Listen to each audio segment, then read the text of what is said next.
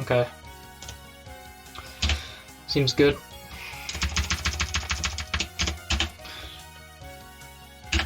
Today we're just watching world records. Like Toho world records, because I'm bored. I don't know what to do, and I don't feel like playing UFO. So let's watch I don't feel like playing Toho, so let's watch other people play Toho. There's my solution to things.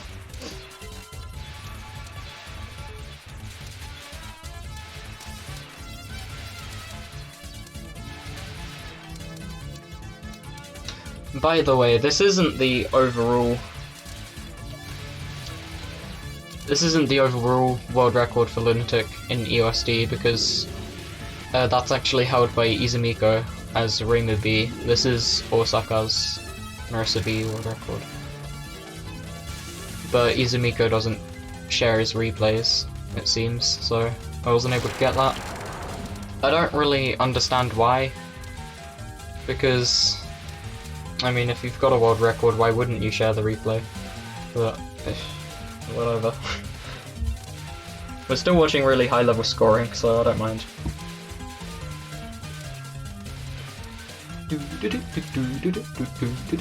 I don't mind this stage 1 theme, it's a lot better than some of the others.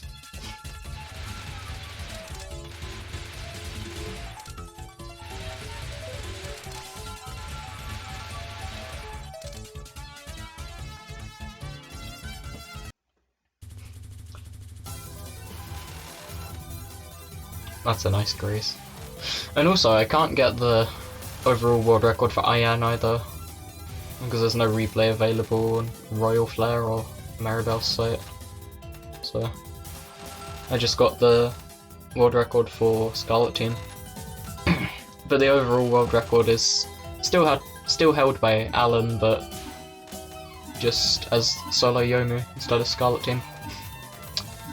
Anyway, timing down nons for Grays is going to be a big thing, I know that. Oh yeah, I've seen this trick before. Going left and right at the top of the screen on Nightbird. That seems pretty cool to do. Or like fun, I mean. That's what I'm trying to say, I guess. The first extended stage 1.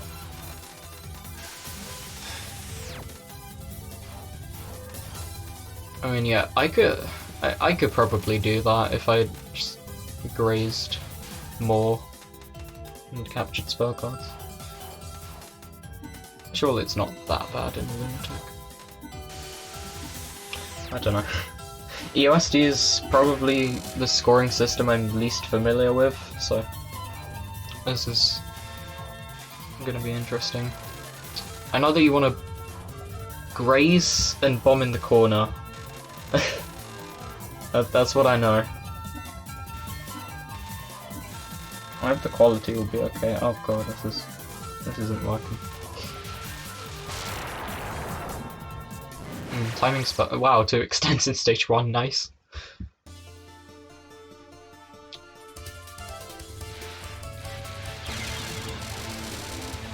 Oh, Chump streaming. Yeah. I wanna watch that. No, we're doing this.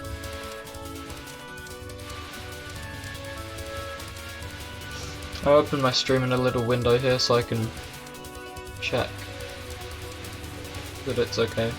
Because if I get any, like, huge lag spikes or things, I'm probably gonna have to do something. Sort it out. Going right to the edge of the screen to graze that one bullet, I love that. Yeah, this is obviously really high level play, so it's going to be mega optimized.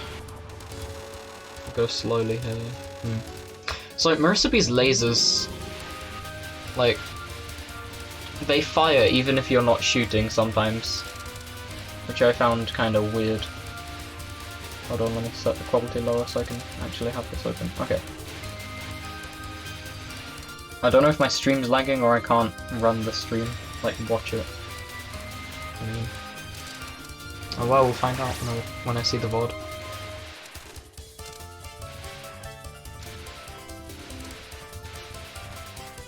Oh, that's cool. You can headset these. You can headset a lot of things in EOSD for some reason. It seems like it. Like Cherno, for an example.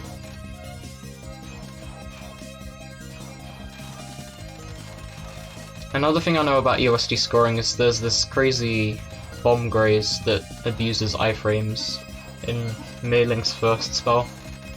But I think it's only done as a Reimu B. It might be done as Marisa B, I really don't know.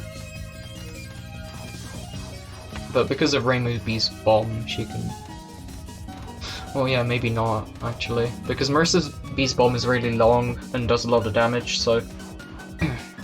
it maybe wouldn't be, but... yeah.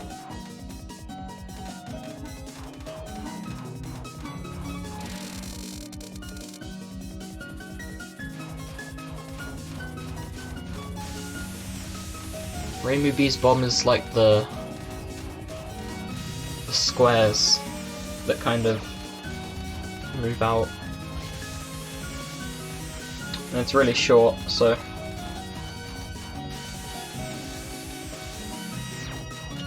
you can sit on top of Meiling and use your iframes after the bomb and after dying to get a bunch of grays. They're really high on the screen here, which makes sense to be honest. If you want to optimize your grays.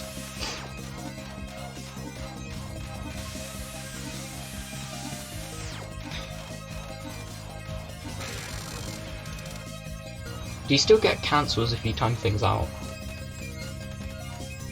Because if not, then you'd probably want to kill them, but... yeah, cancels are another thing that's important, I know that. Because they give you star items. Perfecto, easy.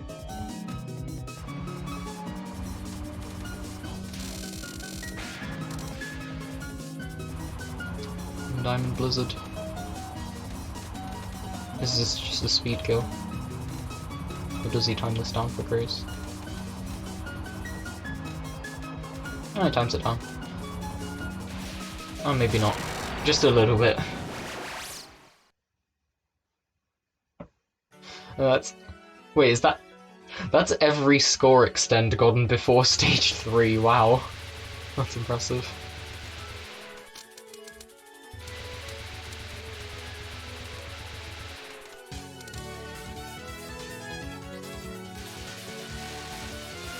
Oh yeah, I've seen this trick before. When watching like Kakadu streams. Or Kana.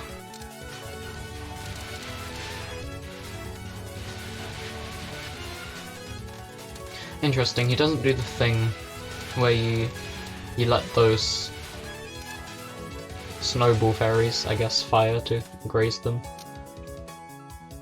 I've seen other replays that... oh, bomb. Ah, to time that. Oh, that's nice. Clean. What was I saying? Oh. Yeah, because I've seen in other replays you can graze the snowball fairies for a while by not shooting, but I don't know. Oh yeah, another annoying thing about USD is that your graze resets every stage. So there's no overall graze number like there is in the other games.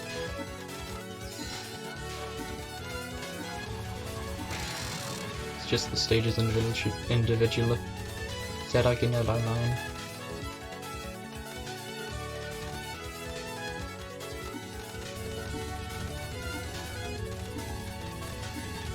Interesting. He used the oh, that's clever. He used the time down sound as an indicator of when to start shooting, so he can kill it just before it finishes.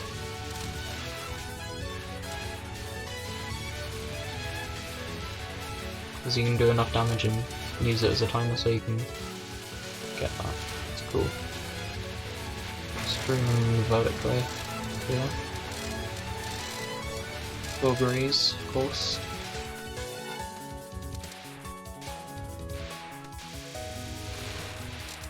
That was nice.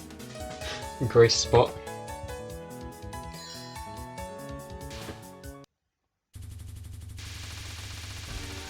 Oh yeah, Mei Ling is a nightmare in scoring because he gotta do this. That graze.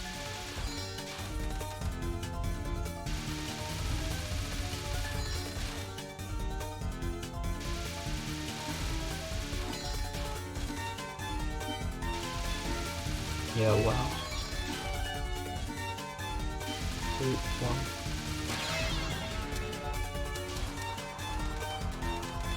Oh, he does do the thing! He does do it as Marissa B. Cool. Oh yeah, at this level you'd want as much praise as you can get, so I shouldn't be too surprised, but...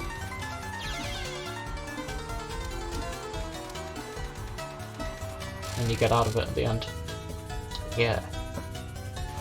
Neat.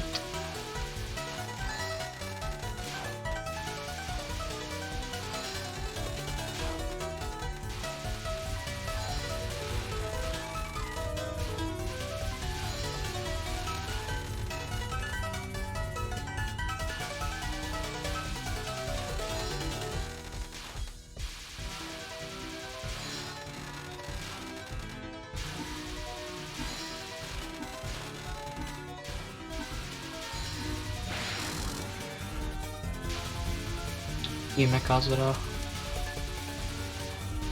This spell was really troublesome for me in survival.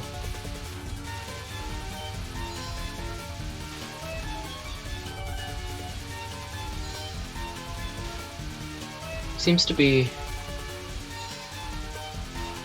a mixture of shooting and not shooting at specific points. And then you want to get the cancel at the end. Full power clear here, yeah. Goes that. You bomb in the corner for star items, right? Looks like it. So the thing about star items,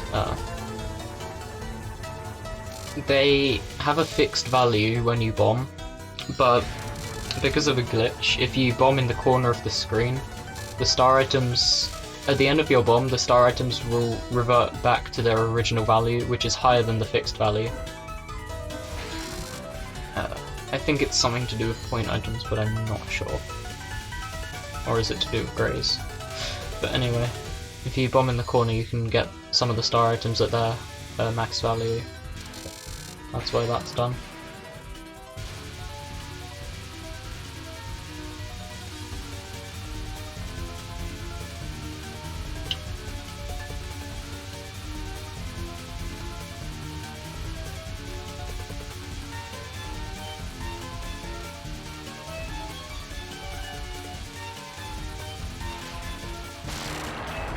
Alright, 200 mil into stage 4.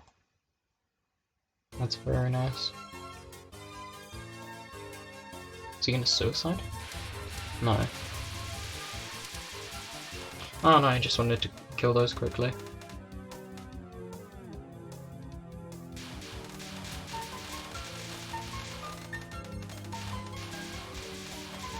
Oh, that's neat. Because these are all aimed at you or aimed around you, you can do that.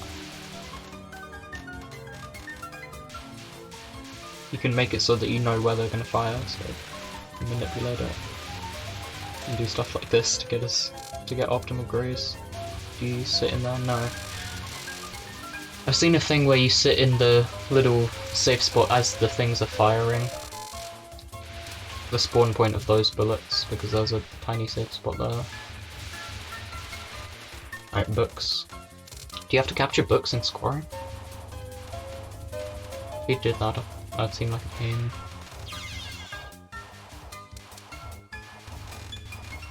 I can't tell if that was a suicide or not.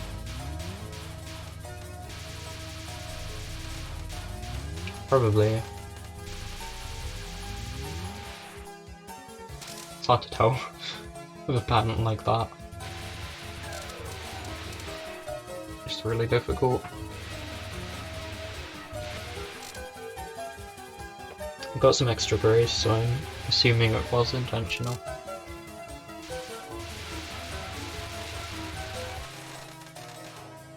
Whoa!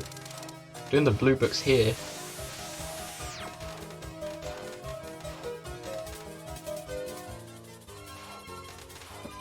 Oh, that's nice. So all of the bullets here are aimed directly at you, so you can manipulate them and do stuff like this, I guess. Yeah. Wow. This is the bit where you... Okay, yeah, it seems I was misremembering. This is what I meant with the, like, spawn point of the bullets being a little safe spot. I guess it was here, not the earlier part in the stage that I thought it was. Left. I guess to the right. Yeah, for more greys.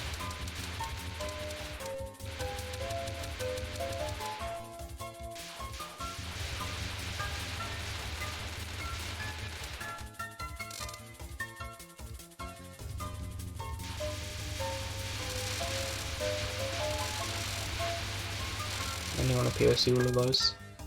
Clean.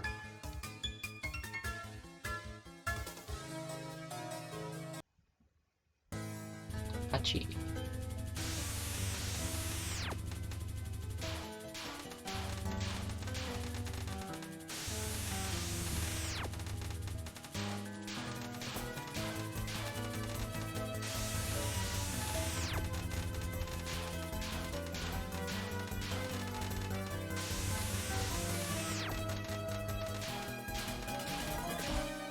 I don't really have much to say about this. It's gonna be a lot of timing down runs for Grace. Maybe spells as well. I'd assume you'd do spells as well, because the spell bonuses aren't... The spell bonuses are pretty small in USD overall. Eiji Toreru-fan. Toreru-ton.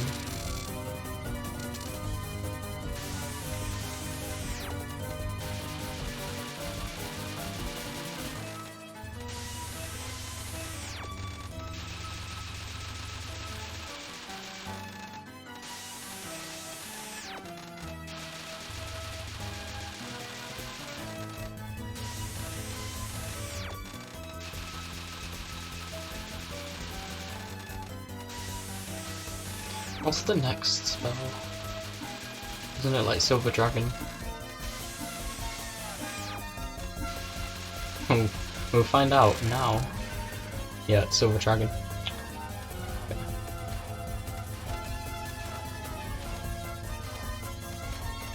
This spell confuses me with the reading of it.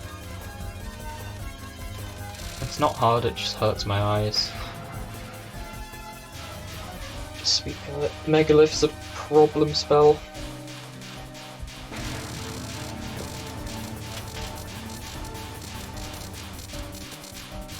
Bomb for probably survival and star items.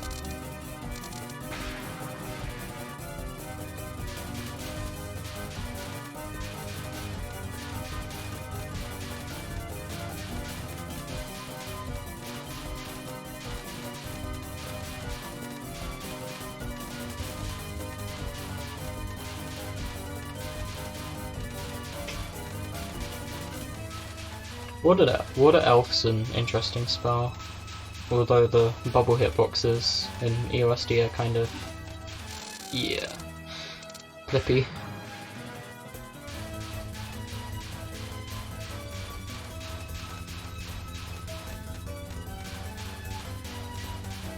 Mercury Poison is probably just speed kill.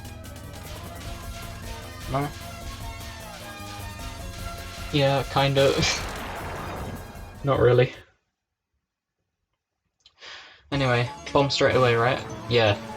I've seen this trick before. At the start of stage 5, if you bomb, at the end of the bomb you can use your iframes to get a bunch of grays from those two fairies. These big things are all aimed at you, so you can tap once to dodge them, or you can do that.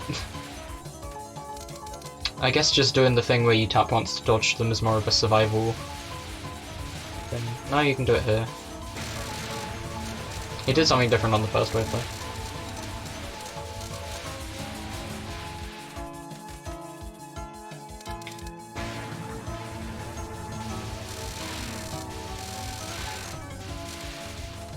Interesting.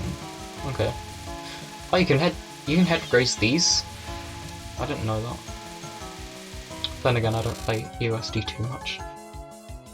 Maybe not as much as I should.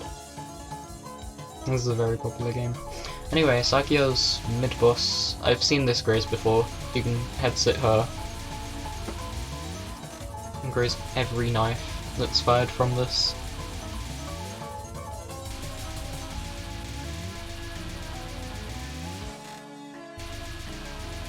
And then you want to stop shooting after a while. So you can time it down. And then at the end you hop beneath her and finish her off. If I recall correctly.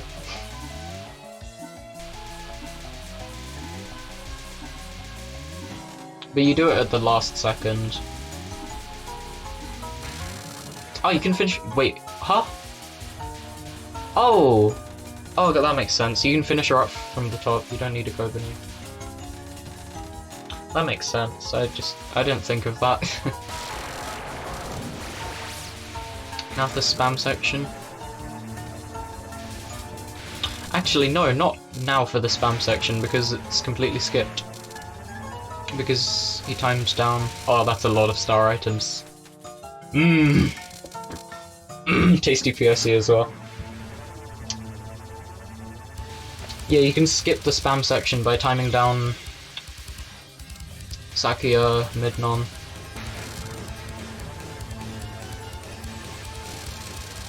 I forgot about that. I used it in my hard 1cc, but not my lunatic 1cc for some reason.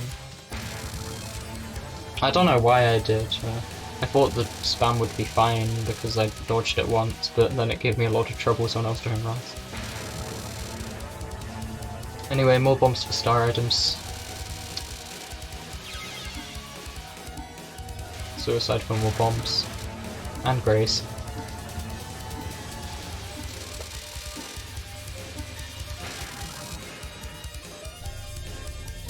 Jakuzai Doodle-Beedoo.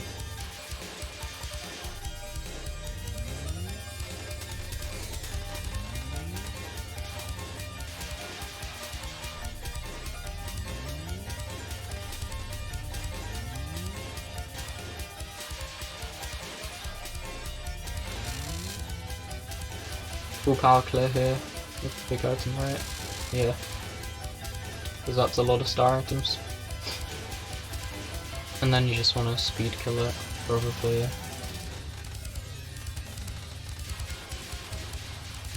Yeah. Zawaruto? What's he do here?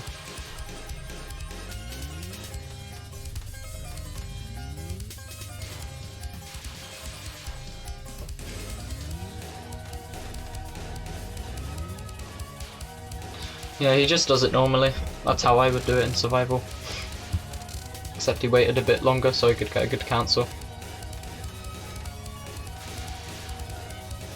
And then, time for the meme spell. I think you skip it with bombs in scoring though, or you corner bomb. Yeah, you skip it with bombs.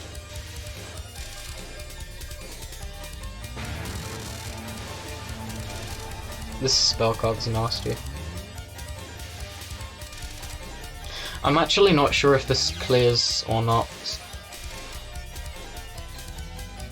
Because there's a lot of score runs that game over on stage 6.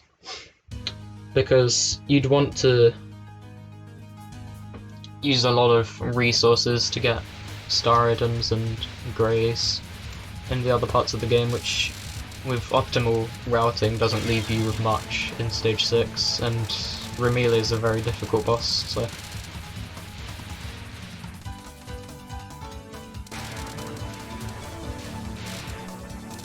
I'd assume that would cause problems. I don't know if you have to Nomus no Bomb her. You have to Nomus no Bomb Byakuren in UFO scoring. I'm not sure about Rumelia. If I remember correctly, oh, check out this grace by the way, it's neat.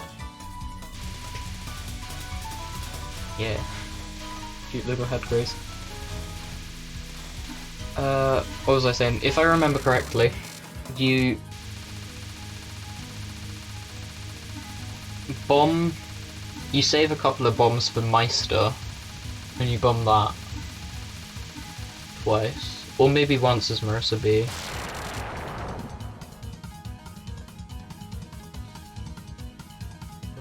I might be thinking of Reimu B, since this is a different shop.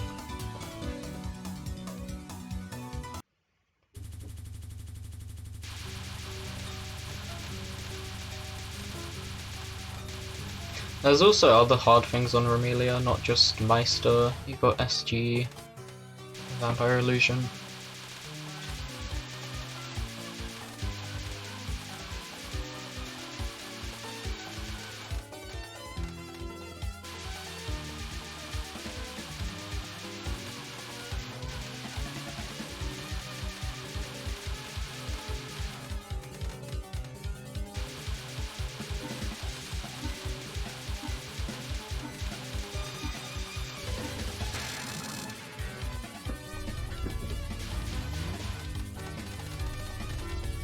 I should post my streams on Twitter.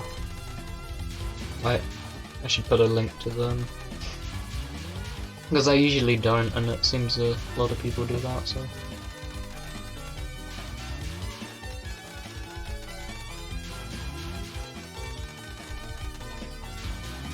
Timing down YDL for Grace.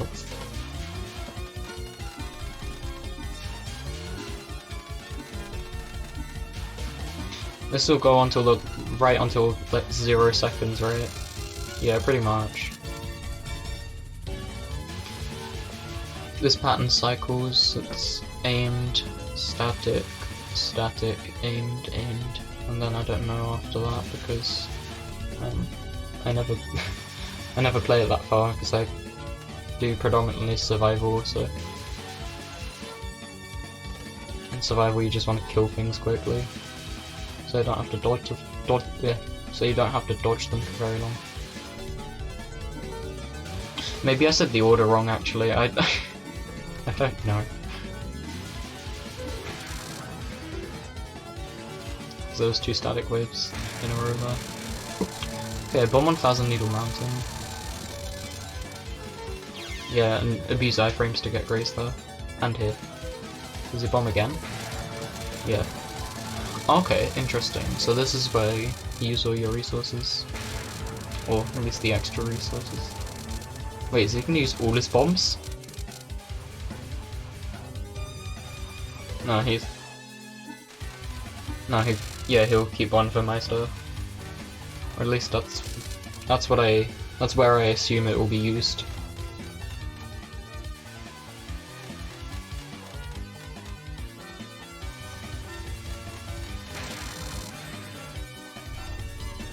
Vampilouche.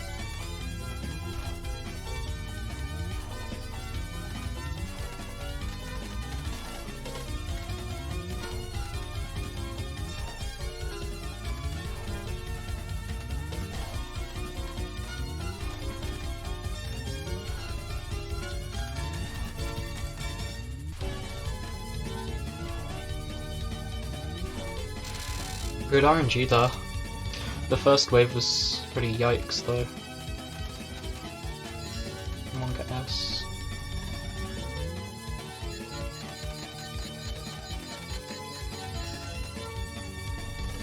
Yeah, you just kill this as fast as you can. I'm pretty sure you can do it in one cycle. No, you don't. Okay. Yeah, I'm unfamiliar with EOSD.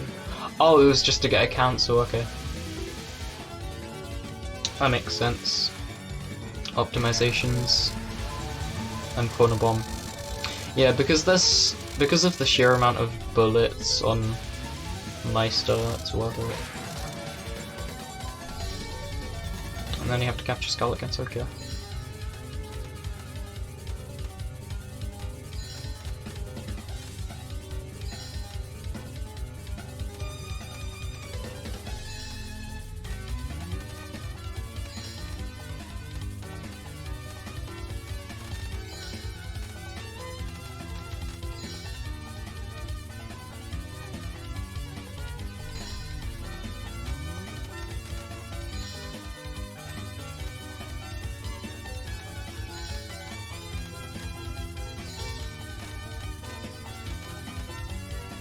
That was the title as well. God, this spell card is so stressful. I can't imagine doing it with, like, the pressure of a run like this. Whew. Wait, is he timing it down? For Grace?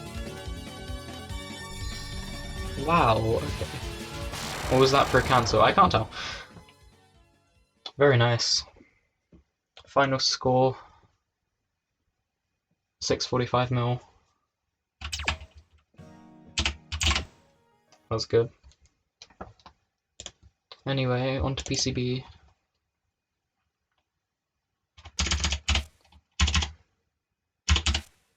Oh, my game sounds are off. Oh, my music's off rather. My game sounds are on.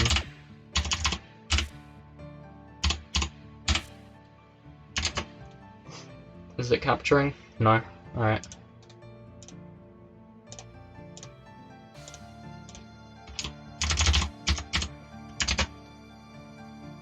There it is. Alright. Give me a minute or two, I'll be right back.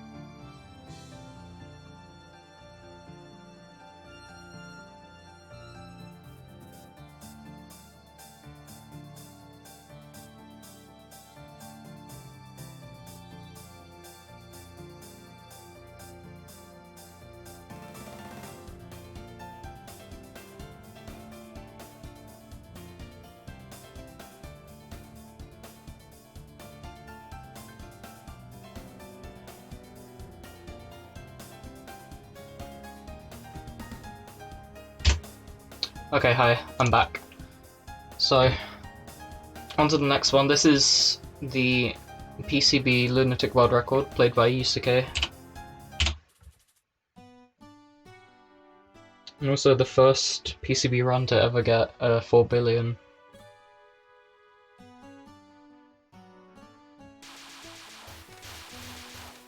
So, PCB scoring is really interesting.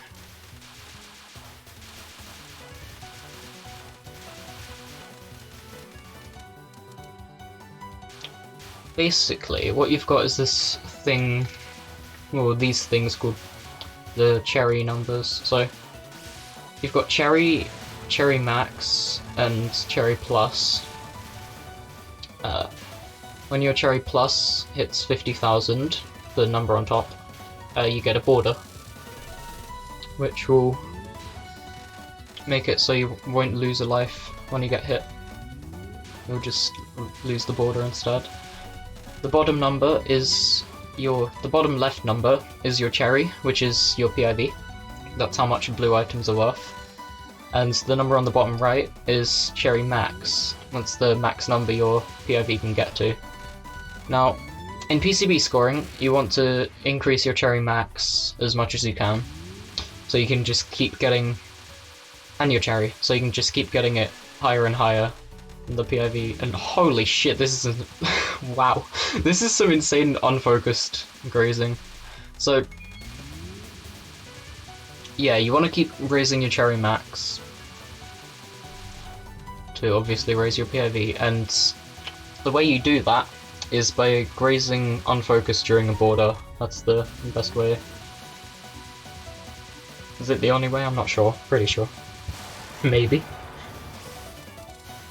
But yeah, as you can see, you got a border there, so you could do some really insane unfocused grazing in frost columns. Yusuke is a godlike player, honestly. So yeah, you want to graze a lot in PCB as well.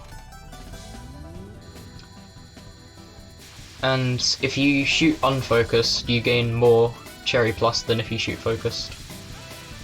So if you want to get borders faster, you can do that. I'm not sure how much I've missed. You want to get big cancels as well. It's another thing. And an interesting mechanic that PCB has, IN has this too, but it's especially prevalent in PCB, is if you graze enough bullets during a spell card, you can increase the spell, you can make the spell bonus go up and prevent it from, like, you can make it go down slower basically. But if you graze enough bullets, you can actually make it so the spell bonus increases and it overrides the, like, speed that it decreases, so you can get really high spell bonuses, which is really cool. You just need to know where to graze what, I suppose, so you can do that. There's some really crazy things in Yu Yuko's fight with spell bonuses.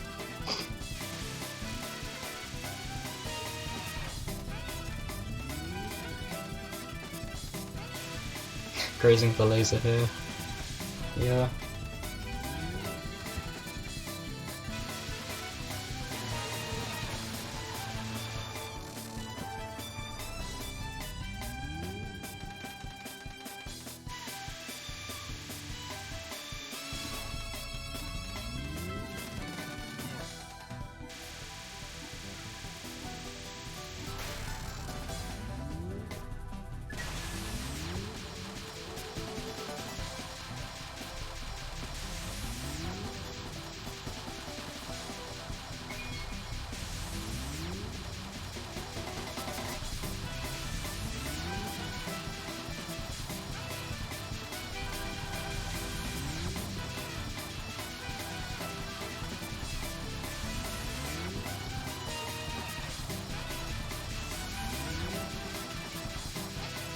This pattern is static, although her movement...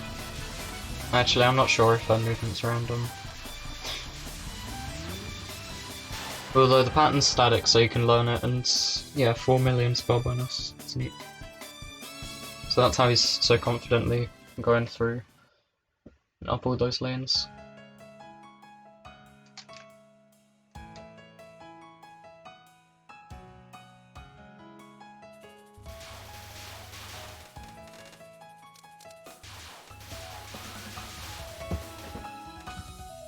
There's a pretty cool trick coming up to increase your Cherry Max. So he's got 49,000 Cherry Plus, and he gets that one Cherry item to get 50,000 in the border, and with that he does these pixel perfect taps.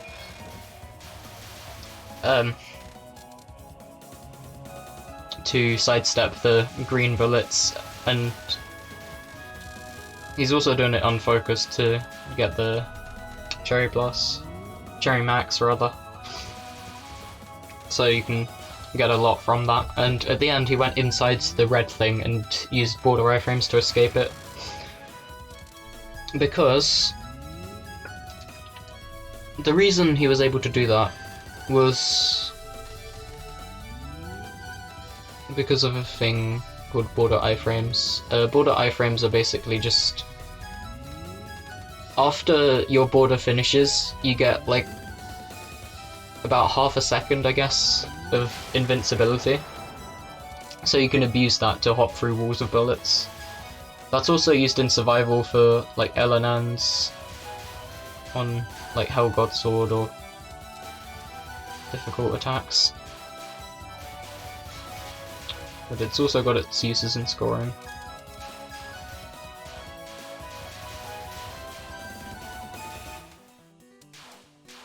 So,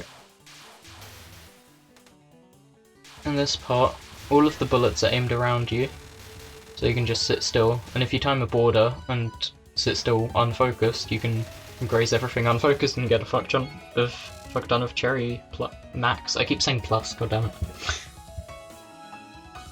So as you can see, his Cherry Max is already at 500k pretty much, just below 500k.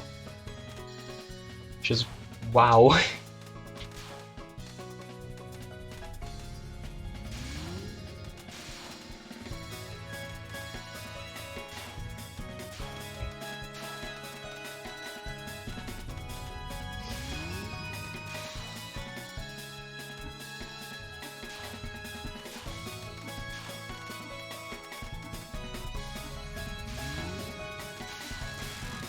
And in PCB your grace doesn't reset every stage, so you can see your grace throughout the whole game rather than just for one stage. Bombs here. Oh, it's a neat optimization. Oh yeah, another thing about Sakia B, she's very good in scoring. She's a strong shot. She's the best shot in PCB, really good in survival and scoring actually. But with her bombs, you can convert all of the bullets on screen into star items, which is very useful. And then he gets a big cancel there.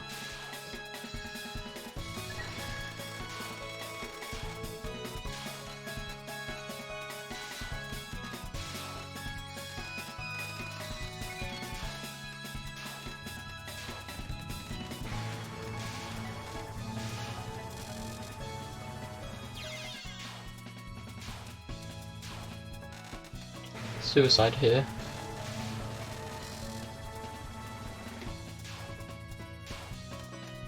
Interesting.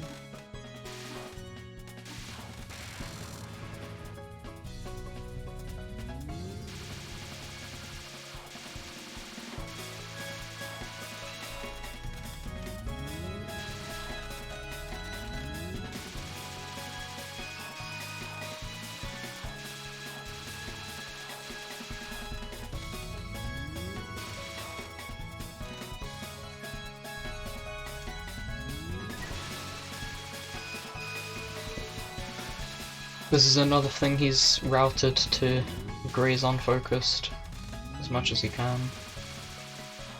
I don't really know what to say.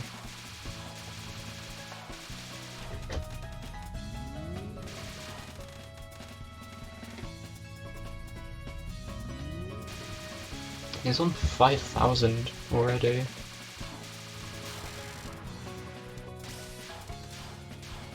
It's impressive.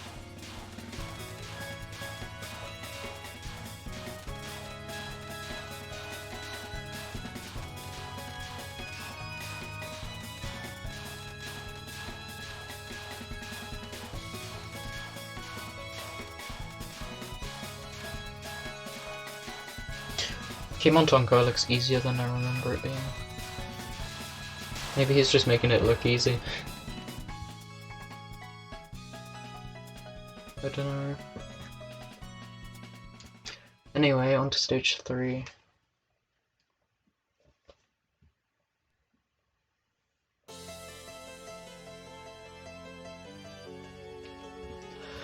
So as you can see, he's on about 43,000 Cherry Plus, because he wants to get to just below 50,000 and get the border here so he can do this graze trick. And wow, just look at that.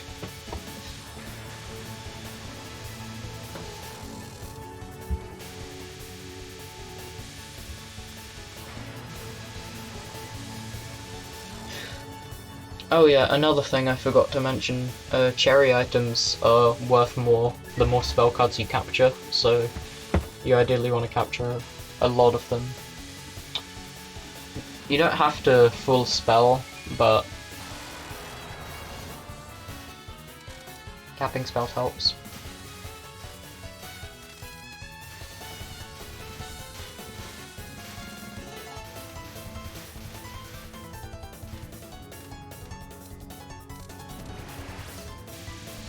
And as you can see there, he's aiming to be just below 50,000 again. So you can graze this, and then do that. Shoot her unfocused a tiny bit to get the border, and then he can graze the... You can do the same graze as unfocused.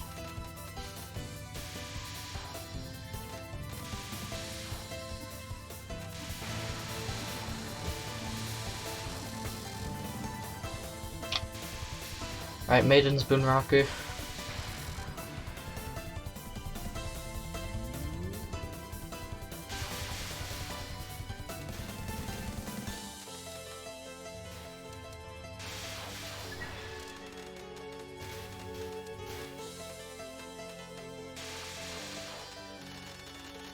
More unfocused grazing during border. Nice border bonus. 6 mil.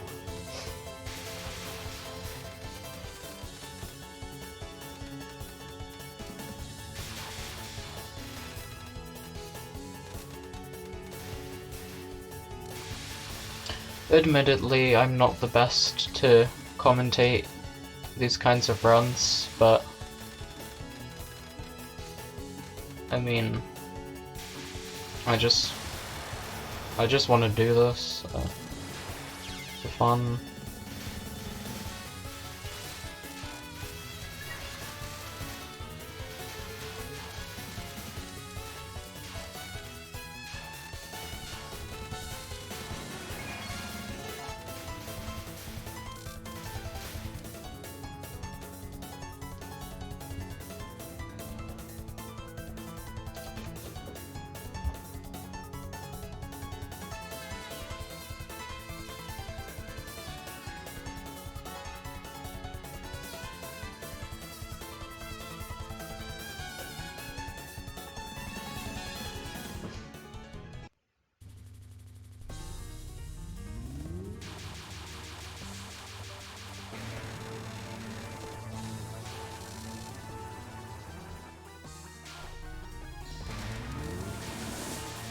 Oh, is it on the first non where he does the thing?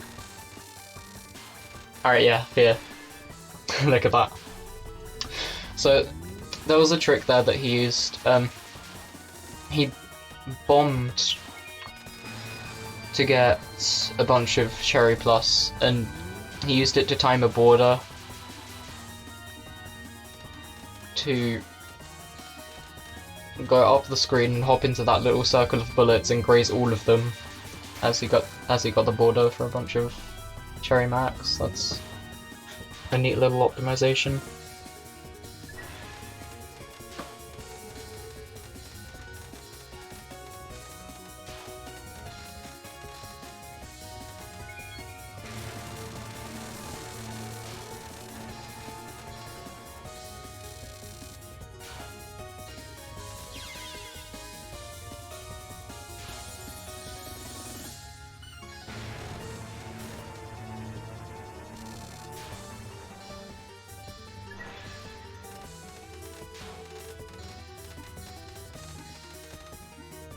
He bombed for another border here.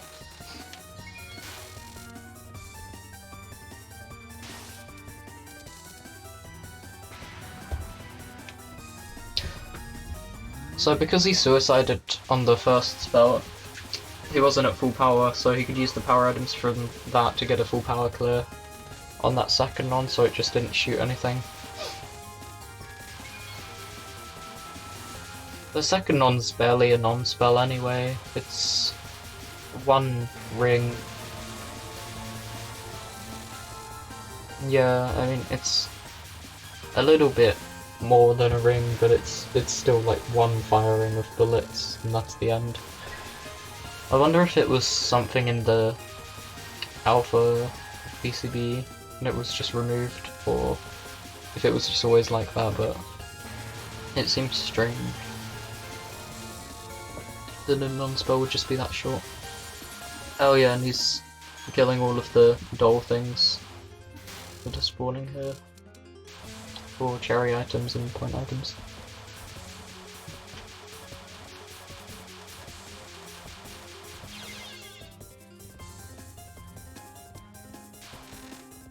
Here's the trick again, with the border graze thing and the circular bullets.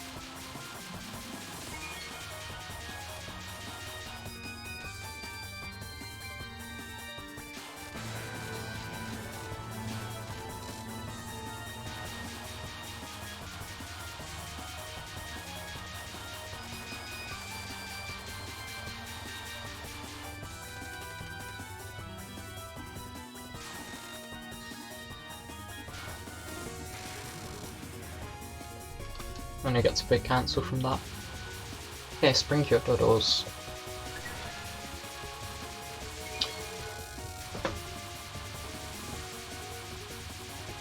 I don't know if that was intentional or not.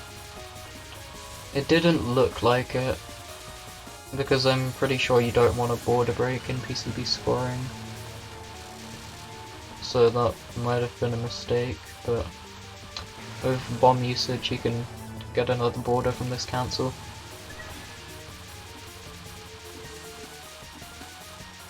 To do the grazes again. And it goes right to the top of the screen and all the way back down and around just to graze all of those circles. Which is cool. Hanged Horridols. I don't know what he does here. Suicide, interesting. And then a bomb? No. I guess it wouldn't be much use to bomb here since he's so close to a border, he could just unfocus shoot to get it. This spell... Oh, he did bomb. This spell is... like... it's different to the other versions of it on easy, normal, and hard. And if you're not careful, you'll wall yourself, so you have to be like proactive. If that's the right term.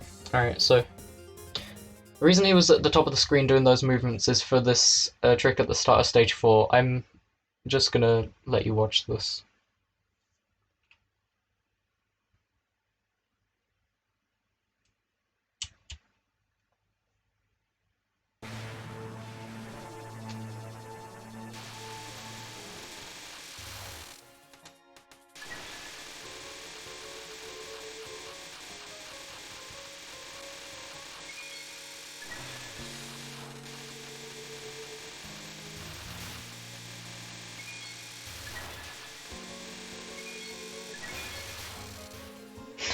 So yeah,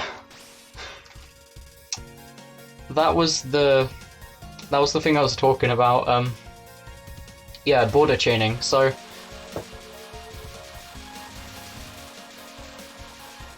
what he did there was he got a border at the start because he had high cherry plus at the end of stage 3. Well, he had like reasonable amount of cherry plus. He bombed at the beginning to get the rest of it. And he used it to graze the things, the snowballs at the top of the screen, and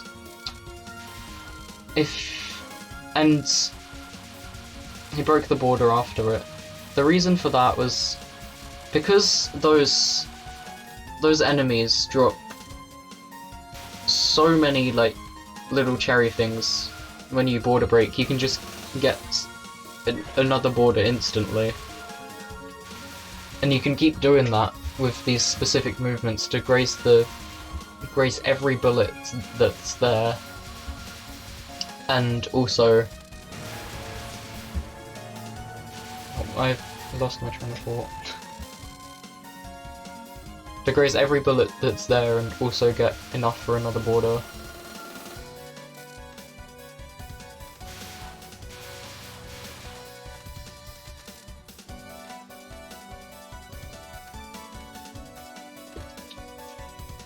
And it's also for Cherry Max, obviously.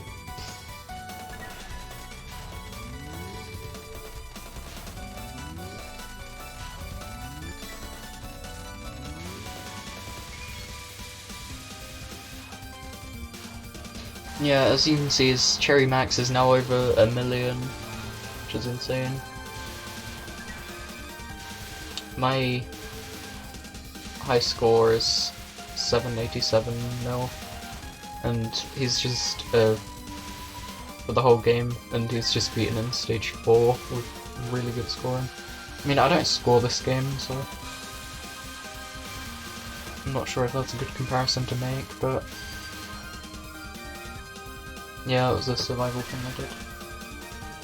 They timed the POC there to get the border just to graze those. And to graze these as well, I guess.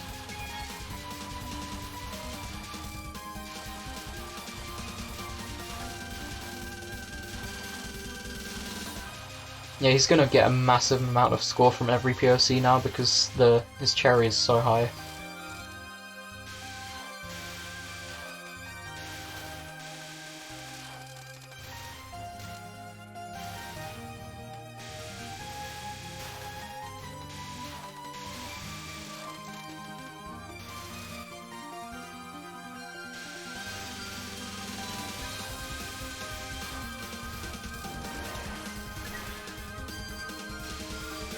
There we go, 1 billion score.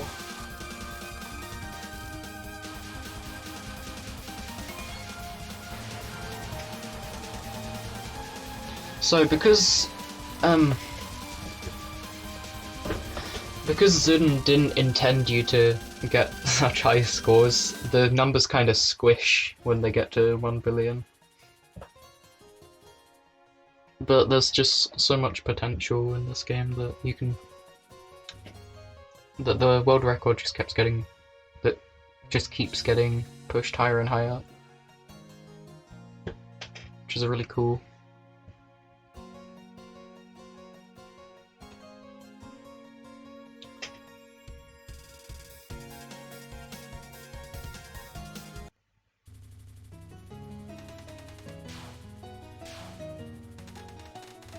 Whoa.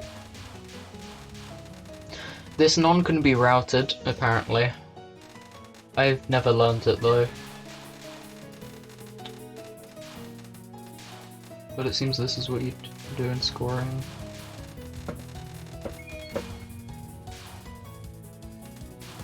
In survival, you misdirect it to the left, damage in the middle, and then do the same on the right, but I'm not good enough to read the actual bullets to be able to do that, so I never bothered learning this non.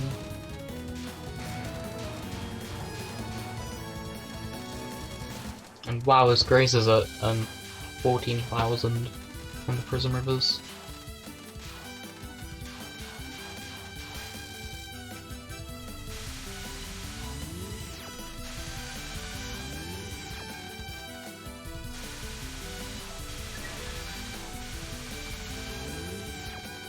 Nice. Whoa. Oh, that's interesting. So, the edges of the lasers don't have a hitbox, it's a little bit inwards. So like right on the ends you can just pass right through them because the sprites are bigger than the hitboxes. Which is usually the case in Touhou.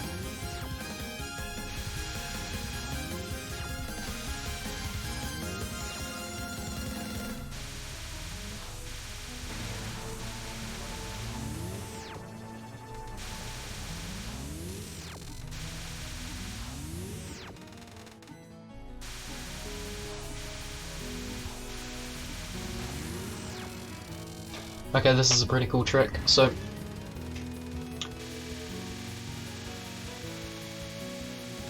yeah, that he had enough Cherry Plus at the end of that non-spell to get a border as it started and graze every arrowhead there, and then kind of spin around because they're all aimed at you, so you can kind of manipulate them.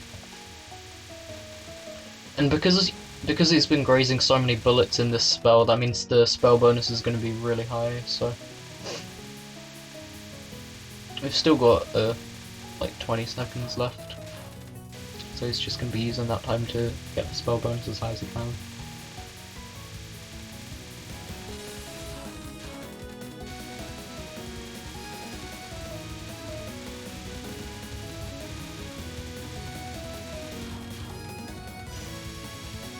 Two, one. Boom. 31 million from one spell card. It's gonna get a lot higher in stage 6.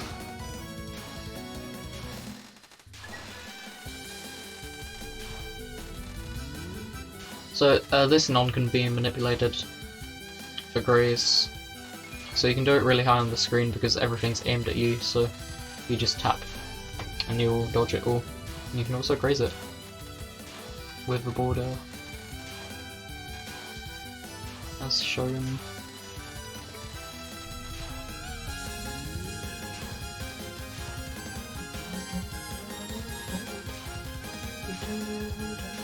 I love Phantom Ensemble. It's a very nice theme. So if I remember correctly, there's some interesting grazes on this spell. This is Bosendorfer, and you can... Does he do it? Let's see. Yeah, you can go up at the top of the screen and graze the circle with bullets there, and go inside the smaller circle for even more graze.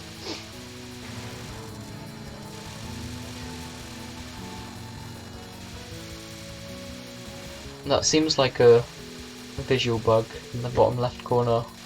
There's a little red thing that's obscuring part of the number.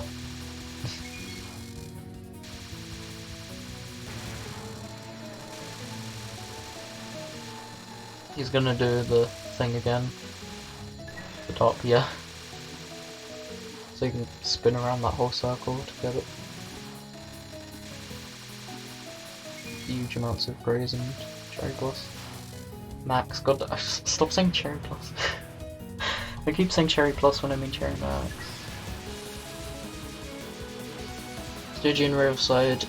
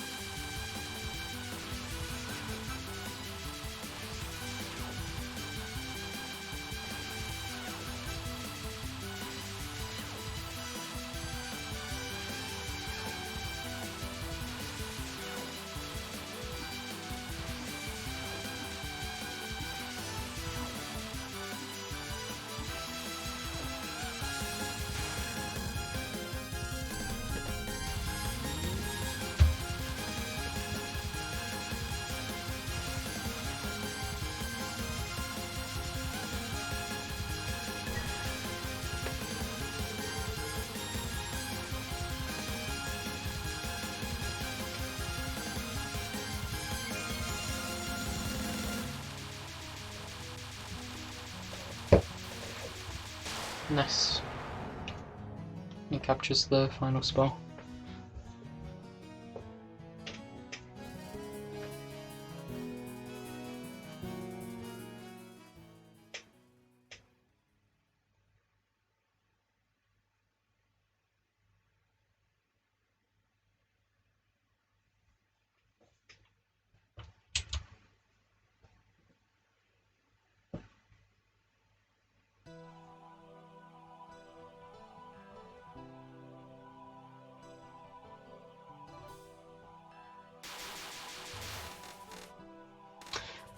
Yeah, if you look at the cherry, the numbers glitched out.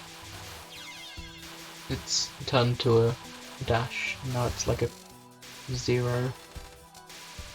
It's more like a stretched out 0. Because Zune didn't think that you'd get the cherry this high, so it was proven wrong by Yusuke and other PCB scorers.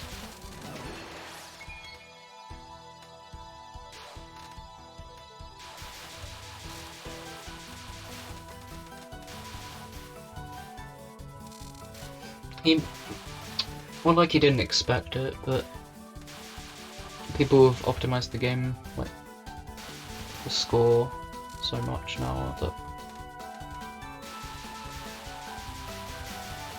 things like this are doable.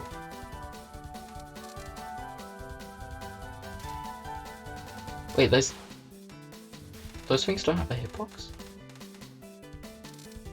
I don't know if he was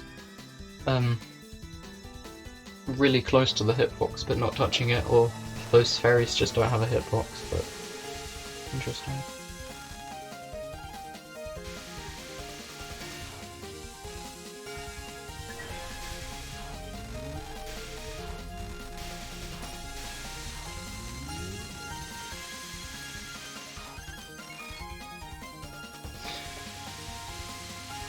That was a neat thing with the border iframes again. He used the border to graze the inside of that wave, and then used the iframes to hop out of it above Yomu to escape from the wall.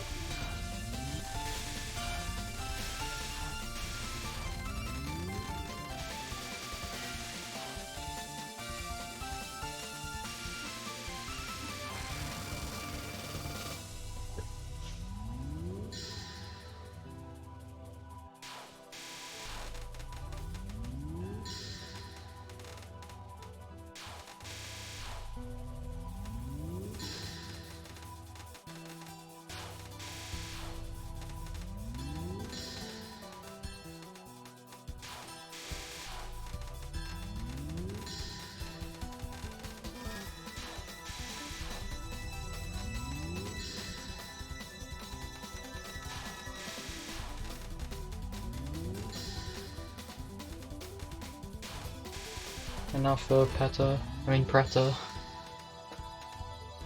Peta's Roku spell. Preta Flare.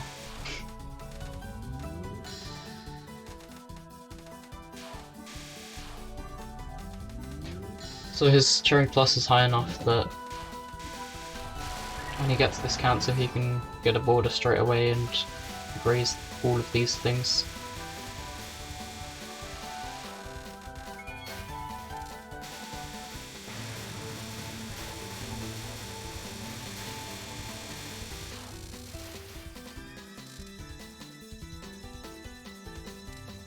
Nice. Okay, so now for Yomu.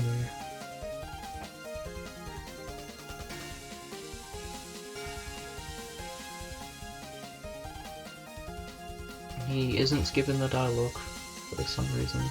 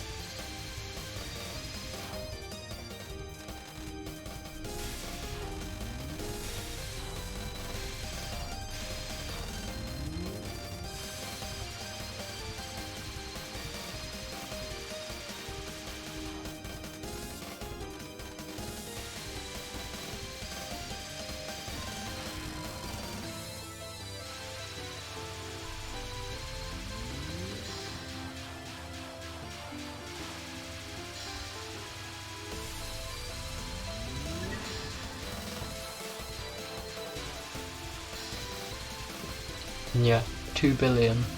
There it is.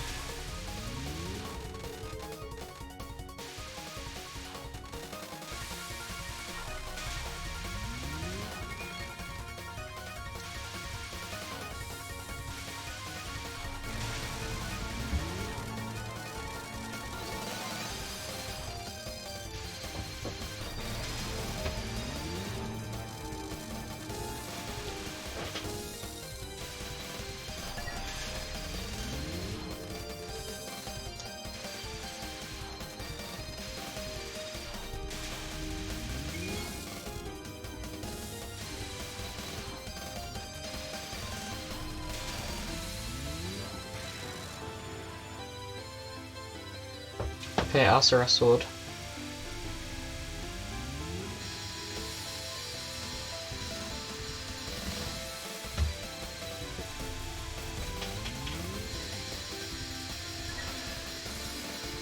Hold on. Oh, I did miss chat messages, fuck. Predators and Okino spell 2, Predator of Abnormal Blight. Hyper Scorehead, RIP BGM. RIP BGM? What happened to BGM?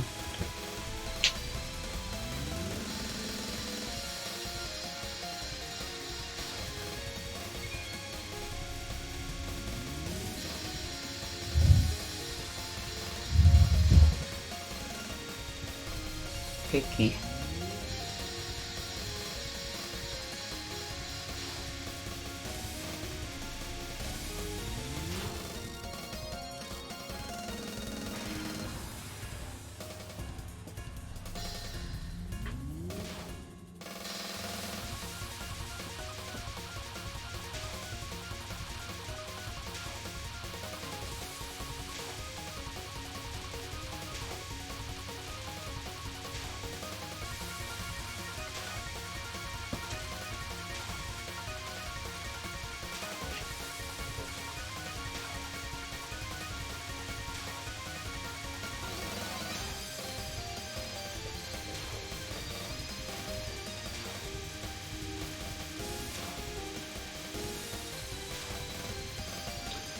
Yeah, he's really high on the screen there.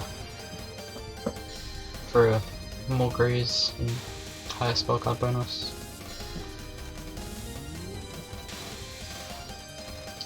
Imagine if Yomi's slashes were like lasers.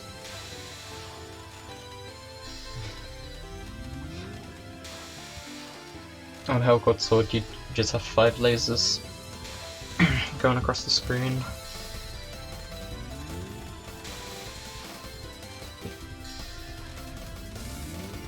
Well, that's pretty impressive. How he can just... After every wave he's going up into the little gap that the lanes are making before they spread out. That's cool.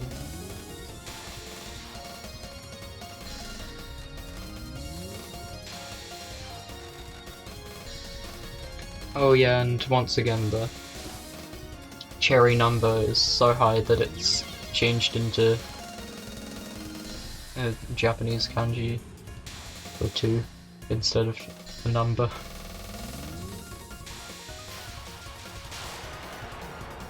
Okay. Stage 6.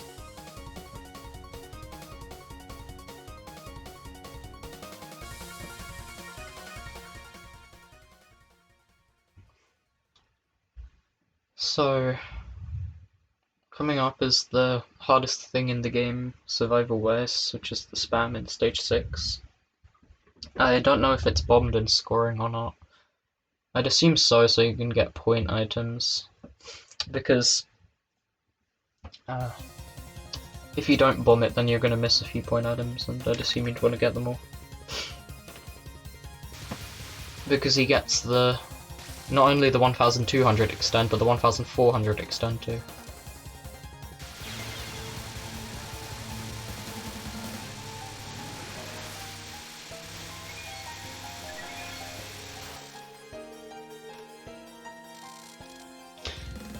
Yeah, look at that.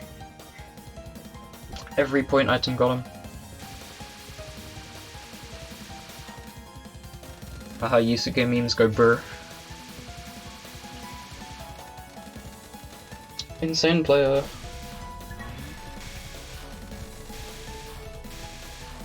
Yeah, I'm not surprised he just skipped the spam.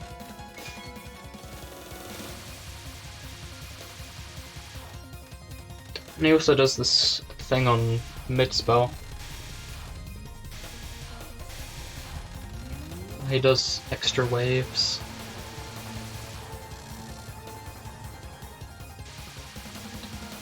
Unfocused dodging pog. Yeah. And lots of it too.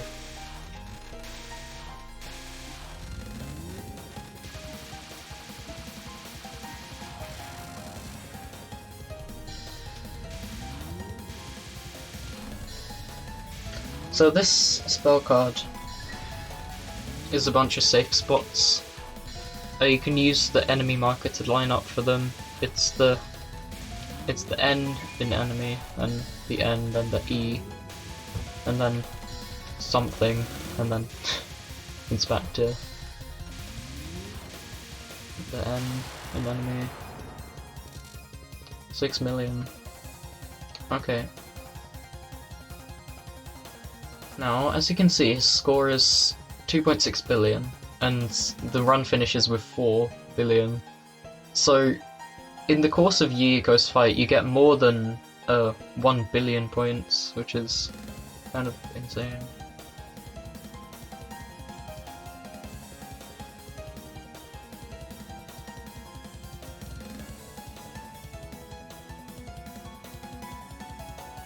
And he's not skipping dialogue.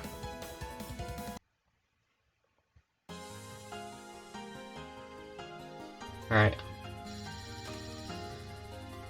The cherry number is it? It says sun, start of it. That's fun. Okay, so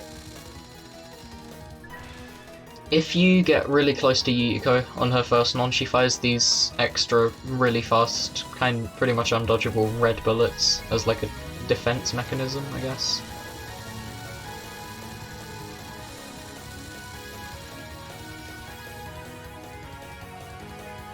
Maybe they are dodgeable, but definitely makes it harder.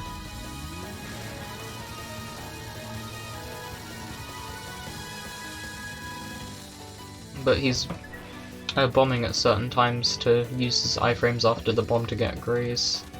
And a border here for more unfocused dodging and unfocused grazing. Anti-safe spot. Yeah, pretty much. A danger spot.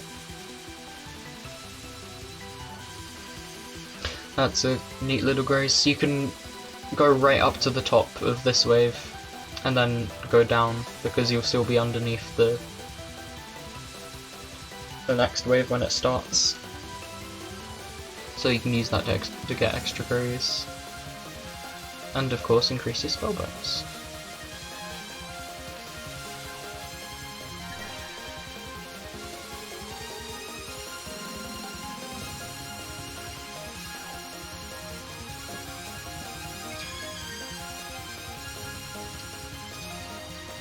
Again, using border iframes to skip through a wave of this spell. There's one spell in particular in Yukiko's fight that you can get a massive spell bonus in. But we'll get to that.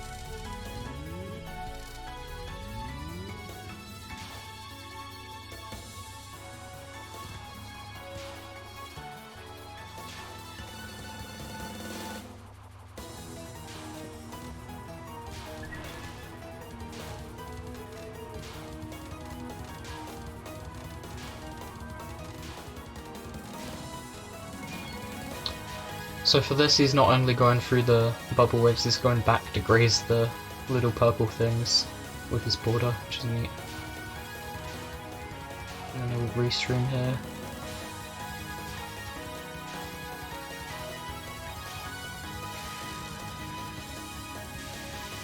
Alright, this is a pretty cool thing as well. So, this spell is 100% static, apart from the aimed bubbles, of course, but you can route it, and you can also route it in such a way that you can do things like this. So, this is a really cool looking strat. You just spin around the top, and she changes directions once in a while, so you have to do this restream through one of the waves, and then start moving the other way. But because the bubbles are aimed at you and you keep going in a circle, they won't get to you in time, so the bubbles will go in a circle and you can just graze them as they're coming around. Yeah.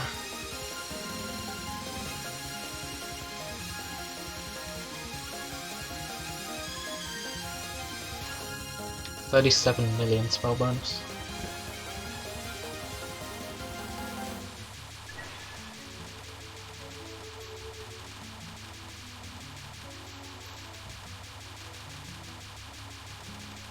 I hate this non-spell. I have very bad memories of this non-spell.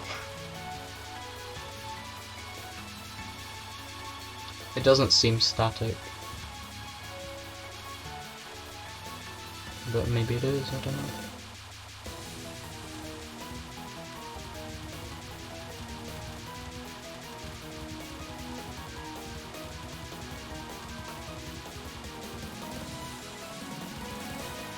Okay. Is he gonna do the thing on next spell or not? I wonder. I'd assume probably not because of Sakia, but maybe.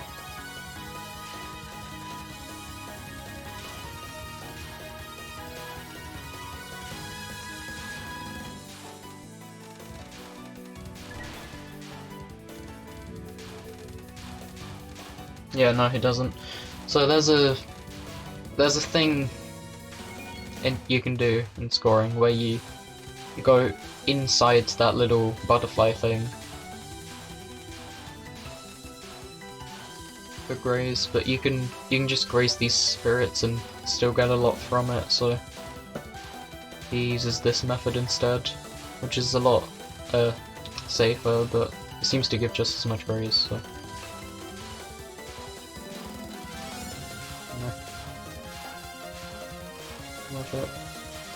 And because those spirit things work kind of like lasers, as in you can continuously graze them, you can get the spell bonus really high. Holy shit, 110 million from one spell card.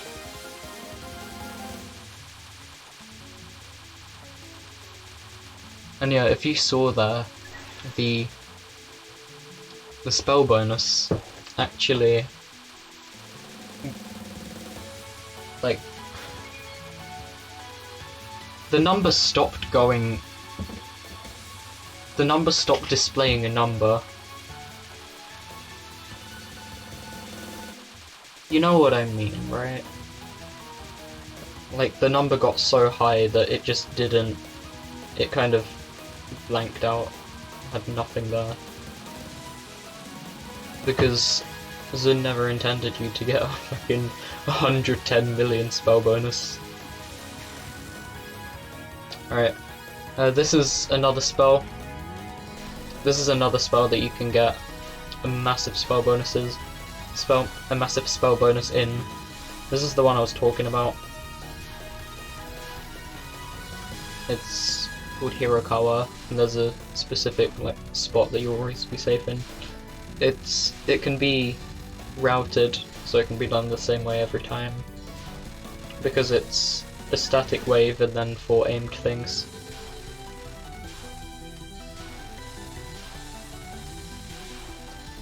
Gotta graze them all, yeah. Especially at this level, and from that, from the spell bonus from last spell, he got to 3 billion. And yeah, look at that graze go up. Like, wow, 37k, 38k. This is what I mean with the spell bonus. If you look at it, it's like, it's still going up, but the numbers at the highest numbers of it are just disappeared, are just missing.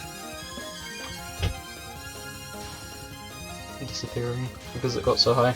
Yeah, that's the biggest spell bonus in the game, 125 million.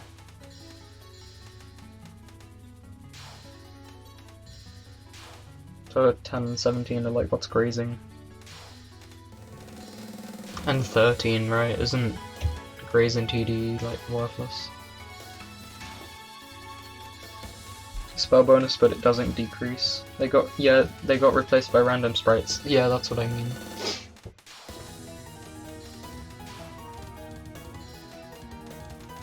That's funny. They get replaced by random sprites. Yeah, it is, but not as much as it is in 10 and 17. Yeah. Does it just not do anything in Robok? Because in Moth it just doesn't exist.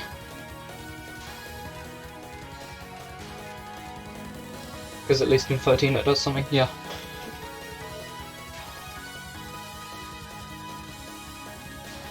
You still hear the ticking sound, but there's no number for Grease in Moth. And in Wabork,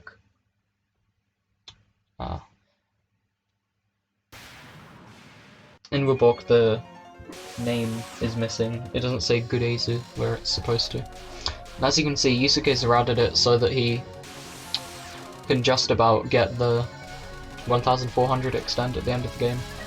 And he dodges a resurrection butterfly like that at the top of the screen to graze every part of the red waves, and the hitboxes of those lasers despawn quite a while before the sprite does, so you can just kind of hop through them at the end of their spawning. And yeah, he's POCing every item on this spell when he doesn't have a border to do it for him.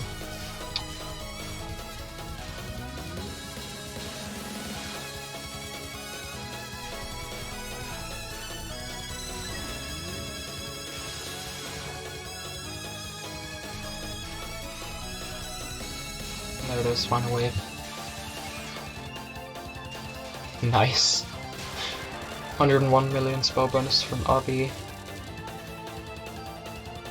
Look at that. 2.1 million Cherry Max. 42k Grace. 4 billion score. And that's another thing, the clear bonus. He made sure to have lives remaining, and each life at the end of the game is worth 20 million points, and each bomb is worth 5 million. So you can do that and get 100 million extra points for lives. There you go. In 17 you can say it doesn't exist either. Grazing is just to get Yachi's special token, but at that point a graze meter would be more relevant. Yeah, well, it's just so ties. Kappa. Anyway, that was PCB. That was entertaining. I like that. Alright, so for IN,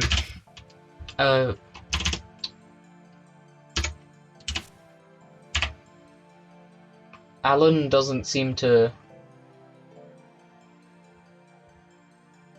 share his replays. I don't have one. Wait, Yusuke? Wait, this one was done by Yusuke as well? Hold on, okay, well, I guess we're getting 2 Yusuke runs. So yeah, there's no world record, replay available for the IN overall, which is done with Yomu, solo Yomu, so I chose the second highest on Lunatic, which is the Scarlet team, and this is actually played by Yusuke as well, so interesting.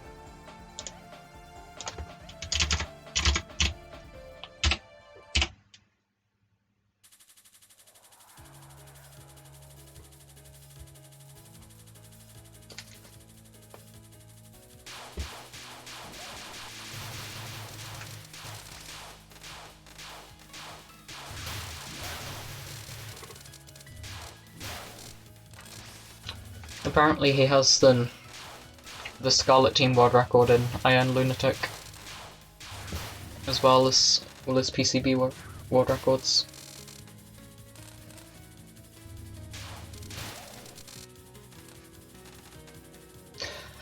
So, IN's scoring system is one that I'm not too familiar with. I believe it revolves around cancels.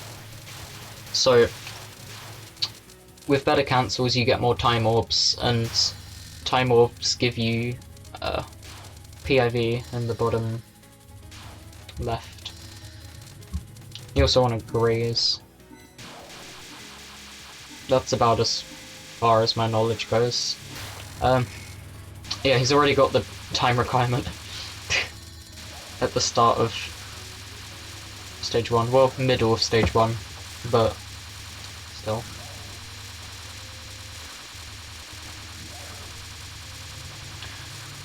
Alright, so you've also got the human yokai gauge in the bottom left, which is how much you're using each of them. Because you've got teams of humans and yokais in Ian. The way you get time orbs is shooting down enemies as a human and grazing bullets as a yokai, I believe. And also, Ian has the same spell card bonus increase thing that PCB does. It's not as huge of a thing as in PCB, but it still exists, so you can do things with it. Wow, time orbs are like those PIV items in TH14 onwards. Yeah, they're pretty similar to the like sprites of the green items, it seems.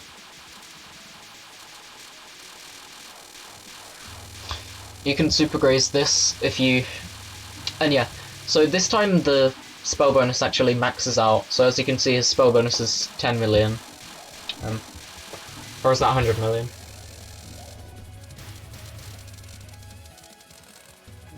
Yeah, it's 10 million. So it actually maxes out in IN, but in PCB it just goes up indefinitely, so you can get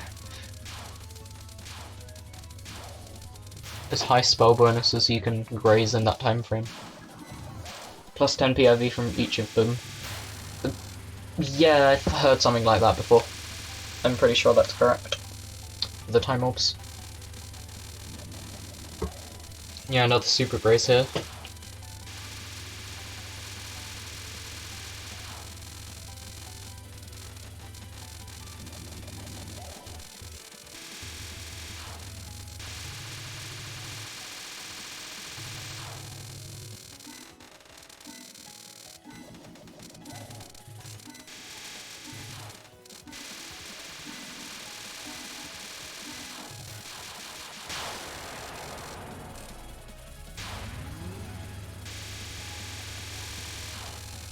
Oh, look at that time.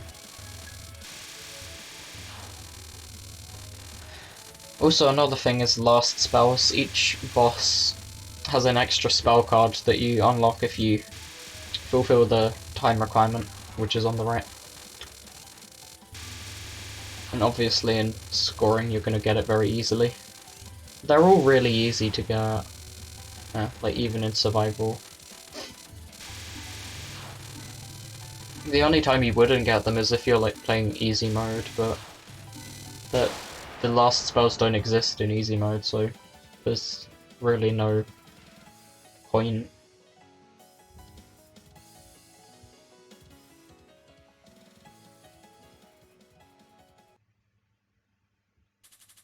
Except Horror Elixir, Eren and Kaguya still have last spells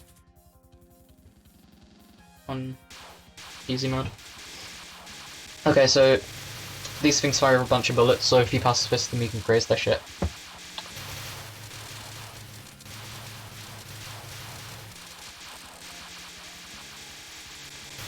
Well, I generally get wrecked by Mystia. Mystia's first spell's annoying, and the second on is really painful as well, but outside of that, she's generally okay.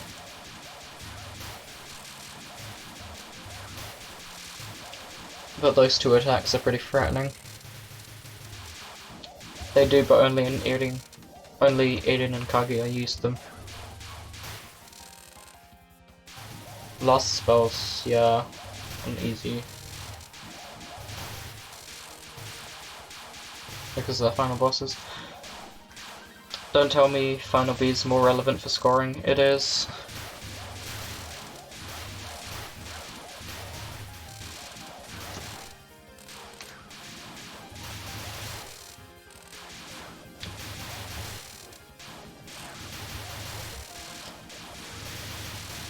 More items in the stage, and more scoring potential in the boss.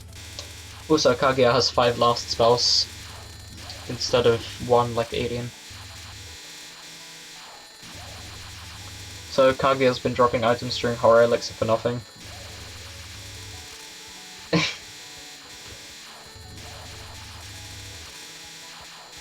Worried. Maybe, maybe. Alright. There's a really cool scoring trick coming up.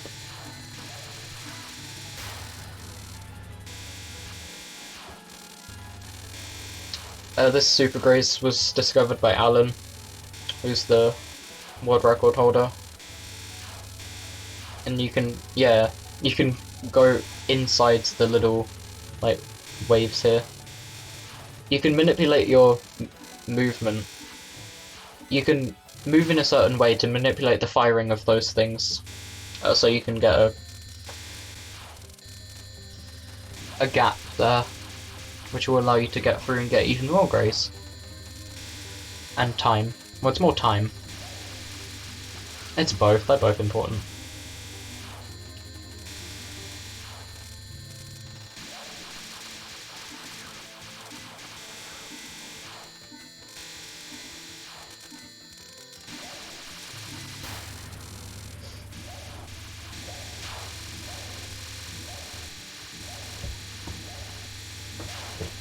Do you need to kill the Nons or can you time them out? No worries. You wanna kill them for more time orbs. So you get them really low on HP. And then finish them off at the last second.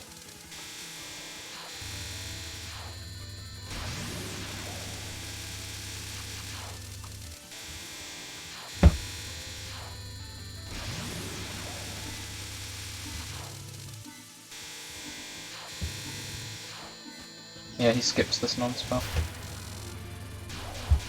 Wow, this bomb isn't scoring friendly. No, not really.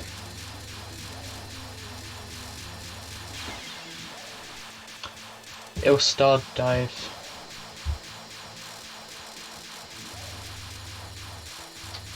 There's a little spot you can be in here for more Grace. It's not a safe spot, but it's a way of doing the spell.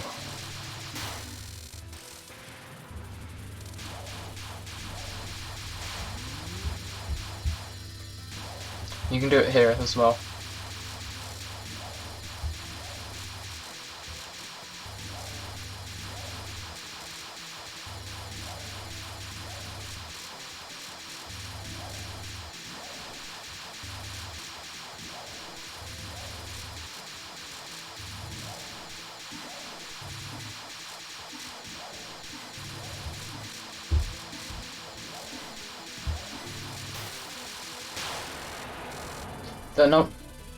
If you look in the bottom left, the number in the middle of the human yokai gauge is your POV.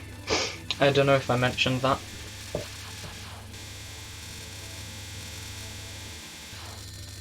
Wow, look at that time.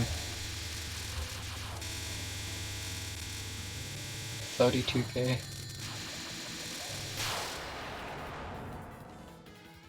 Awesome.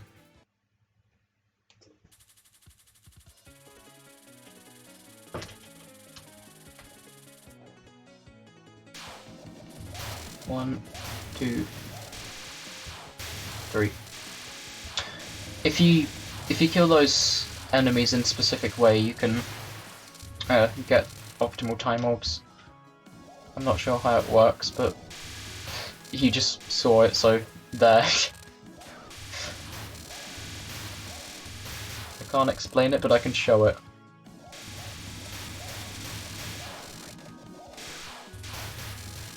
Interesting. That's a good way of handling it.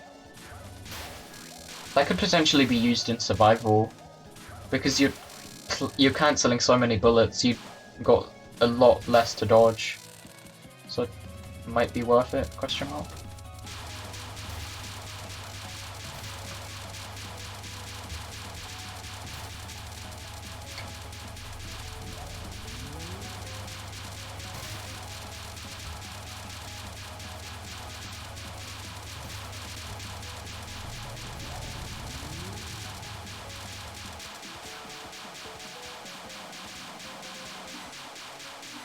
If you look at Kane's health bar, it's basically nothing left in the non-spell.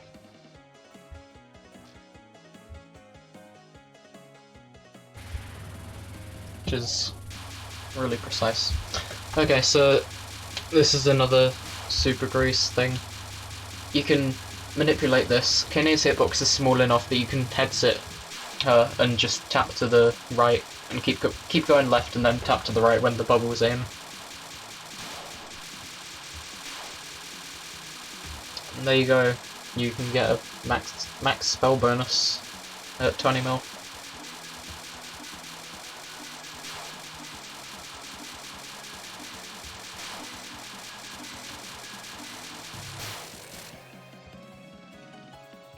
But he wanted to wait those extra seconds right till the end, so he can get as much grazing time as possible.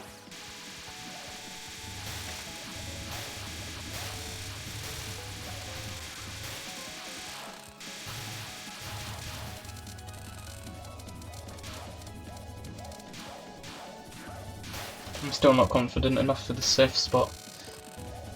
It seems really tight. I wouldn't use it.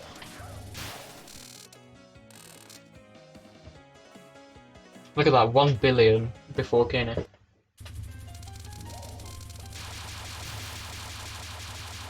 That's almost my high score.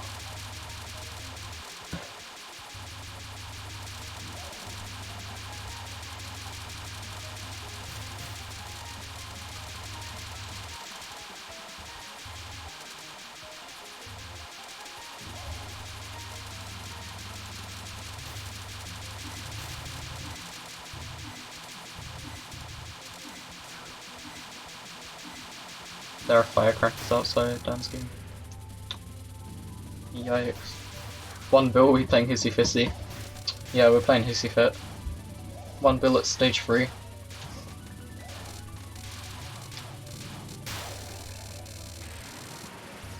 This is by far the, like, highest scoring, like, Touhou game in the old era. The old age of Touhou. But then if you look at modern era, you've got things like Sifus and Bagok, which, yeah, you can get 9 billion. Although I suppose PCB is 4 billion in relation to IN's 6 billion world record.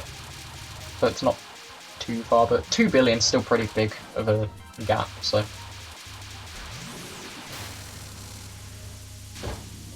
This is cool. So you can sit inside this little circle. As long as Kane's not guarding it. If Kane's in the way of that circle, then you can spin around the top of it. And you'll still get just as much time. Yeah, look at this. Look at this juice. Juicy. Juicy as fuck. All that time.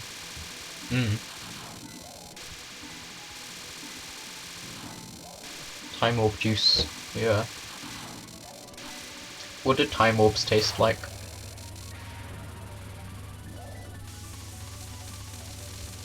And grazing the lasers, yeah. At the start, just for a little extra. You just want to speed kill this though. Because getting the spell bonus is optimal. Tap 1, 2, 3, tap 1, 2, 3, tap, dodge the rest of the spell. I know how to do this spell now. There we go, that's higher than my score for the whole game in stage 3. Yusuke was able to do that in PCB stage 4. And in Iron stage 3. I worded that kind of badly, to be honest. My scores aren't... I don't really score Touhou games, I'm more of a survival player, so... My scores aren't that hard to beat.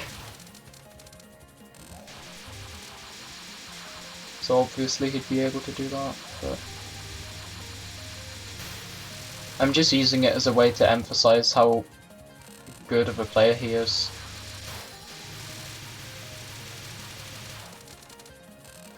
Like, I'm only able to do, like, this throughout the whole game, and he's able to do a lot better. Blueberry candies. Tastes like blueberry.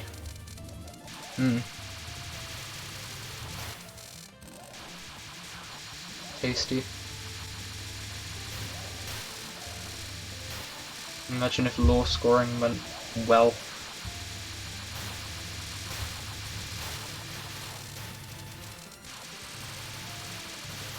Oh, we imagine if in the law scoring went well. Yomi would be pretty rich then. Who'd be the poorest? Yukari, I guess.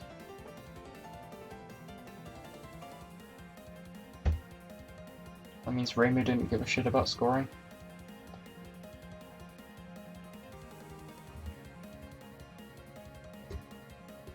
Oh yeah, Reimu's the better Reimu's the better stage 4 in scoring. Bomb straight away, huh? Oh, that's cool. He goes inside the little thing to graze the end of the ring.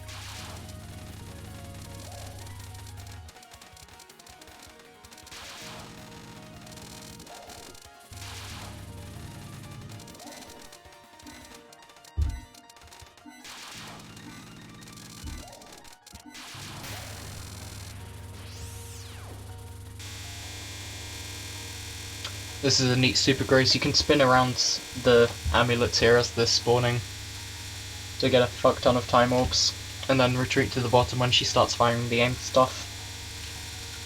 Because she only fires the red amulets there. Oh, ouch, that was a mistake.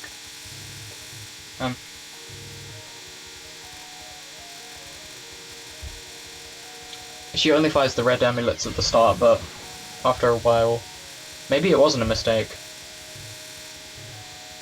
He's done it again. Yeah, okay. Perhaps that was intentional then, okay. Yeah, it was intentional. So praise. Interesting, interesting.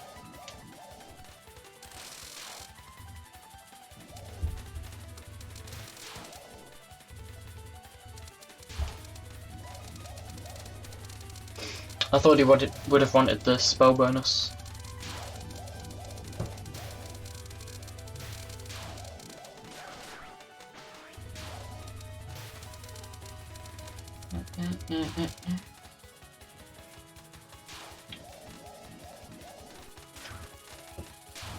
Classic Reimu. I want Zun to build character development for Reimu at some age. Well, guess not.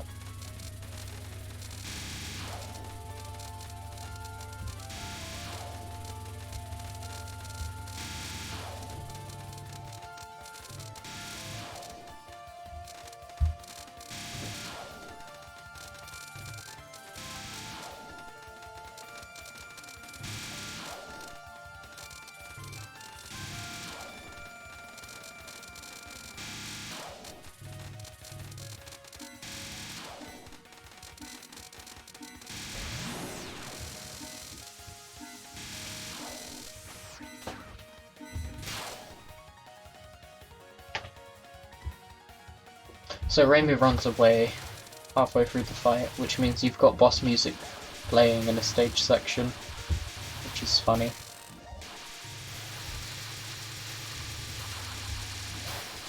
I mean, it makes sense. It'd be weirder if the stage theme started playing again when this part began, but what's weird is Zun's decision to do this, to have a second bit of a stage section halfway through the boss fight. You build up a plan only to run away from the enemy. What absolute idiocy. BGM at Little Tries Bold. Keki-chan. We're watching a Wabok score on tomorrow. That's what I'm planning.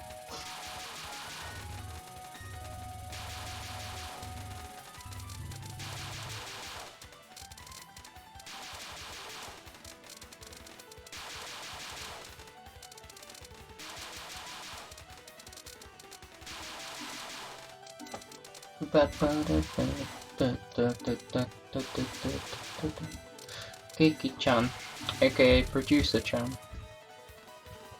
Get it? Idol Masters reference. I don't get it. Sumimasen, I didn't get your reference. I guess Idol Masters, because like Kiki, Idol, Sculptor Goddess. But yeah. Zoom was planning to make a reference around that. Was he now?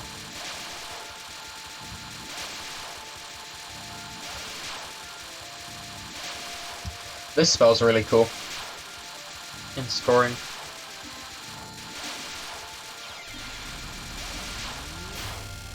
I mean, you do it pretty much the same way in survival, except in scoring you time it down, so I guess it's the spell that I like, not the way you do it.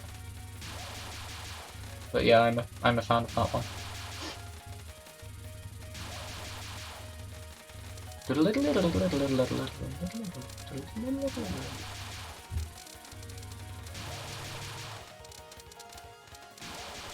Yusuke has more than double the time requirement for this stage.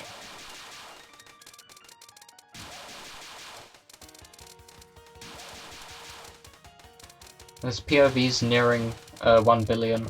No, 1 million rather. 1 billion POV, holy shit. Imagine that.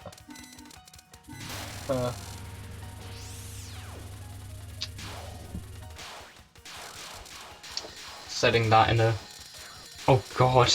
1 billion POV. Every item is worth 1 billion. POC on the spam, you get 1 trillion Scorch.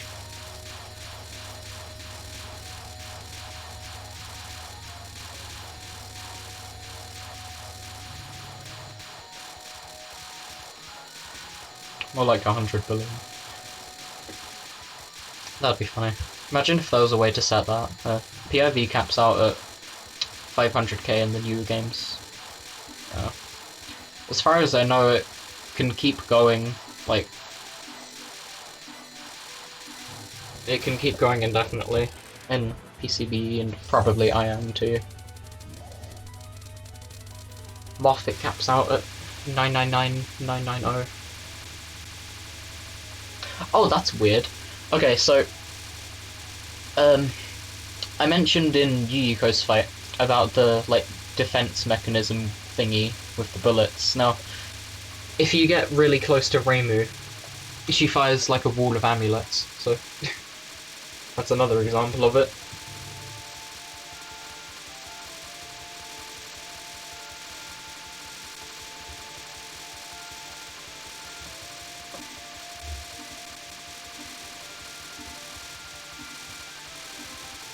I wonder what that number means. If you look in the top left, it says Reimu's name, and then it says +8 and 400.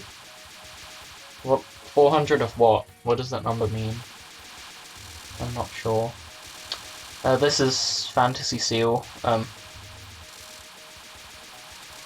Reimu's last spell. It's annoying.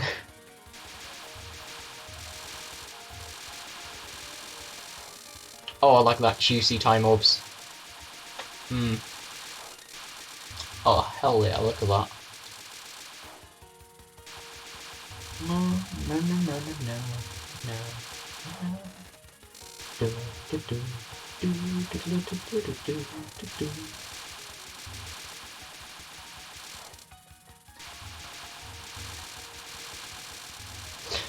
As you can see, the spell bonus caps at 25 million this time.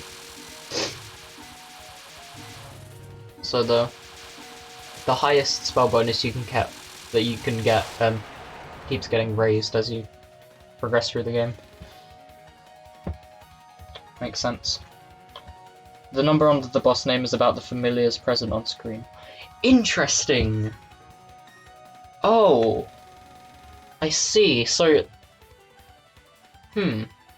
400 familiars, that seems... No, that must have been 8 then. Yeah, that'd be 8. Oh yeah, okay. So the number under the boss name is about the familiars on screen, which is 8, because there were 8 yin yangs in the center around Reimu in the final main spell before the last spell. I see. But what about the other number? There was another number, it said 440 something. Is that time orbs, maybe? The number of time orbs present on screen? Perhaps. And since my OC's appearance got inspired from an Idolmasters character. Okay.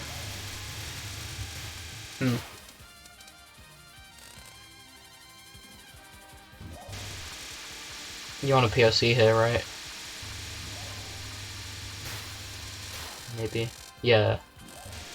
Oh, that's a cool way of doing it.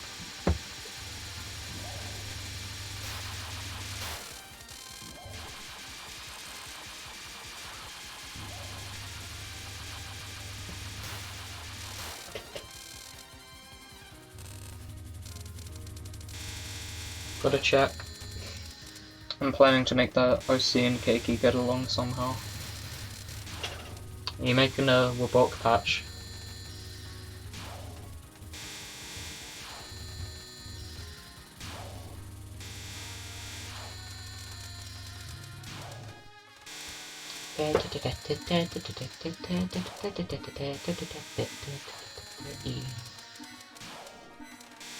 $105. Okay, here's the number again. So there's 12 familiars on screen. It's 121, the number in the brackets. That can't be time orbs. Yeah, no, there's no time orbs on screen, and it's still at 100, so it must be something else. It's not bullets, right? No, if it was bullets, it would keep going up.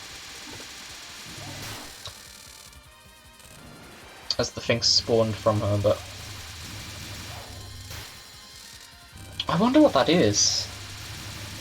Interesting. Maybe it's on the wiki. Yeah, the numbers in the brackets is the total, I guess. Total of familiars.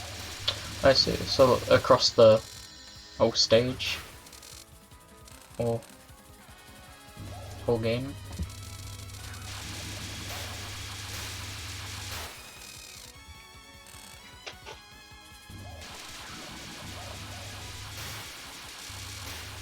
Total of familiars of the boss. There you go, final extend.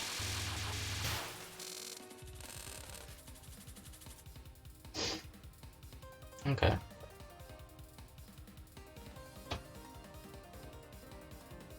Recent. So, as with PCB, in IN you get extra score at the end of the game from the clear bonus if you have more lives and bombs left at the end, so ideally you want to get a lot of lives here so you can have them at the end for more score. Holy shit, doing this unfocused. Whoa. Oh yeah, and he hit 1 million PIV earlier, I forgot to mention that.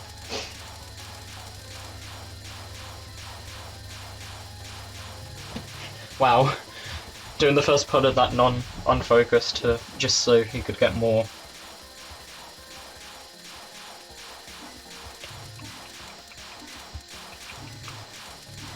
Time orbs, it took me so long to think of that.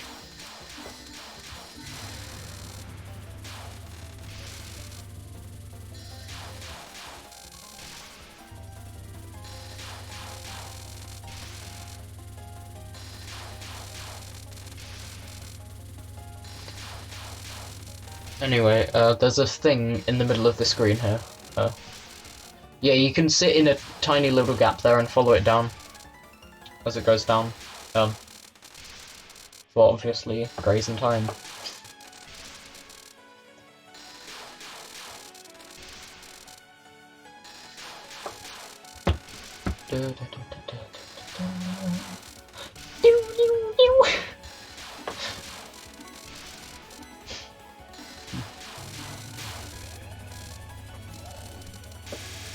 Okay, regarding that number, it's like number of familiars spawned by the boss that are alive or haven't despawned yet.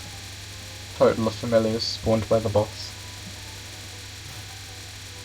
That's weird. Why would you have that number there?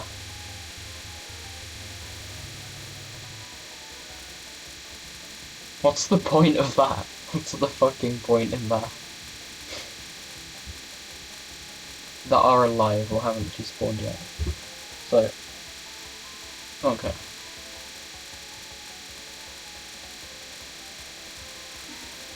This is a funny little graze. Going left, right in the lane to graze both sides of it. This spell's really cool. I'm a fan of this one. It's called Illusion Seeker. And you find a gap here and you take it down. You're like, whoa, that was a tight. Wow!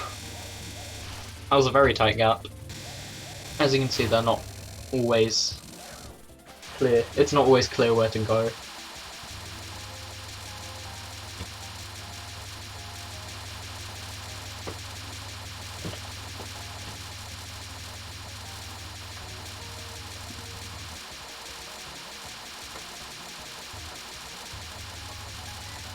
Okay, so it's at 37. I can see 6 at the top.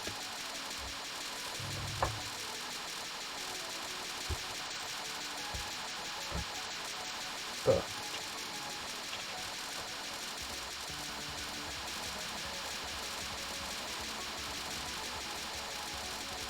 where's the other thing?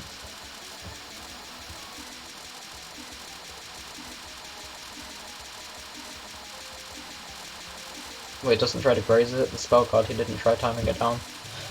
It's not as worth it on that spell, so on the Illusion Seeker you just kill it as fast as you can for spell bonus.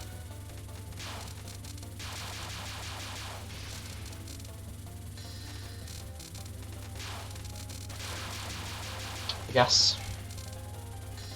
Jesus, what's up, Starks?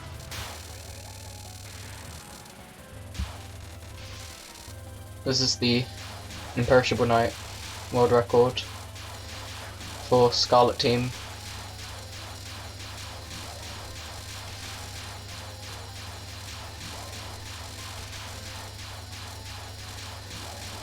The 49 means the boss has spawned a total of 49 familiars on screen during the entire fight. Okay. So that's... Okay, so that's throughout the whole fight then, that makes more sense. Because I was wondering why... So what about Tay then? Because there was... No, not Tay. Reimu had like 400. So I guess each of those yin-yangs in the non-spells count as a separate familiar. Well, yeah, I suppose that's right. Alright, this is Telemesmerism. This spell's really fucking awesome. Certainly looks like a world record. Yeah. High level gameplay. It's really entertaining. You just kill it really fast. Yeah, spell bonus. He's already got so much time that... It's not as easy to graze in this spell as it is in the others, nor in second spell, so... That's why. I mean, I suppose he... Maybe he could have timed down second spell. I'm not sure what's more worth the score in the end, but... This is still a very optimized run, so I'm sure Yusuke knows it. Yeah, the yin yangs are familiars. Okay. Wait, there's a safe spot. Hold on. I never knew there was a safe spot there. Oh. I've been dying to that fucking opener for so long, and there's a safe spot on it. Oh, okay, now I feel really stupid. That's kind of funny.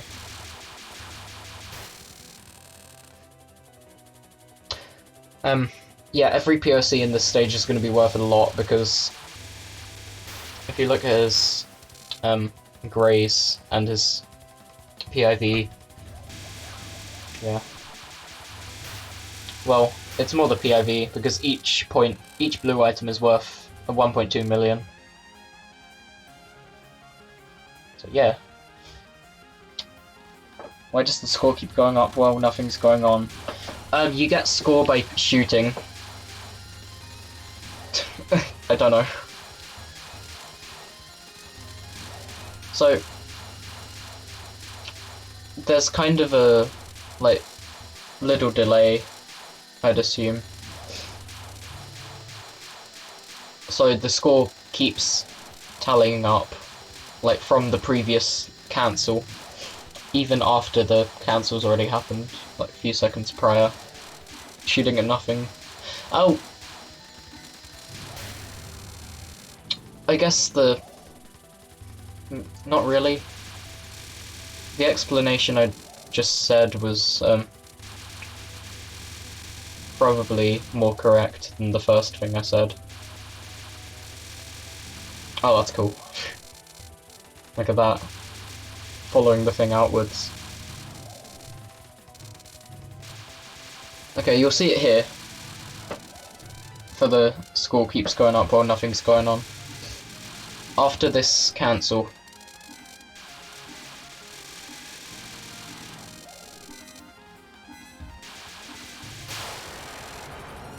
there. So, all the score that was gotten from that is going to keep being added in increments of like 1,000. I have no idea why, but yeah, it's weird. You get the score from the spell bonus really quickly, that's like added to it, but I don't understand. Holy Galaxy in a barrel. I tried to explain it, alright. I'm probably wrong, I'm sorry. Interesting strat, yeah. Alright, Kaguya, so... this boss fight is worth a ton. So is the clear bonus. Just like how you can get more than 1 billion across Yuiko's... I almost said Yusuke! In Yuiko's fight in PCB. Fucking Yusuke's fight in PCB, Pog. You fight Yusuke as the TLB.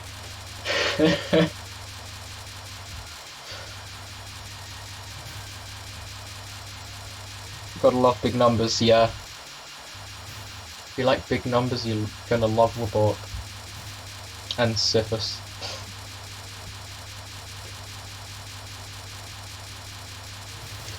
Really want to know what a flawless Kaguya looks like. I'm not sure if you perfect Kaguya in scoring or not, but you definitely finished the game with 7 lives, so maybe. I'm unsure if the bombs are used, we'll have to find out. But there are replays that you can find on like YouTube or Royal Flare of like perfect runs, so you can see a perfect Kaguya.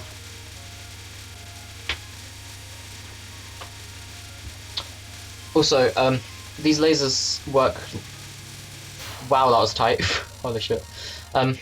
These lasers work like the lasers in Resurrection Butterfly do in PCB. So their hitboxes despawn before the sprite does, so you can kind of hop through them, even though you might not think that you can. Is this LNN so far? No. There's lots of bombs for score in the stages. Yeah, no, it's not a perfect Kaguya, it seems.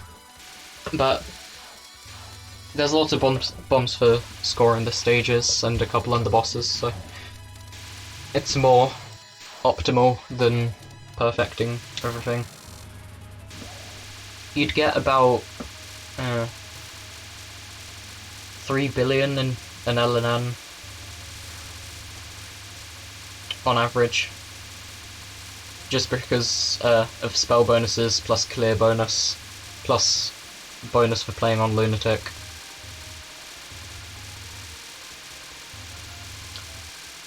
No, LNN ended at Misty's second on IRC. I'm more concerned with the final spells. Yeah, they are important in scoring. With Kaguya's last spells, you want to capture all of them. If you miss them, if you make a mistake, then that's like 35 million points down the drain. That hurts.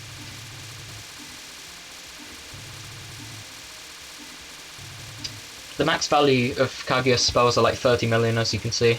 They go up to 35 in the last spells, but in the main spells they're 30 mil. If I recall correctly.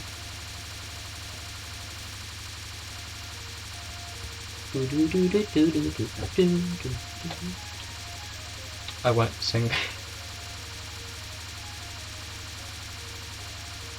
That was 34 mil. Juicy. The one that just finished was like 24, 29, I don't know, I don't remember. It was like 20 something.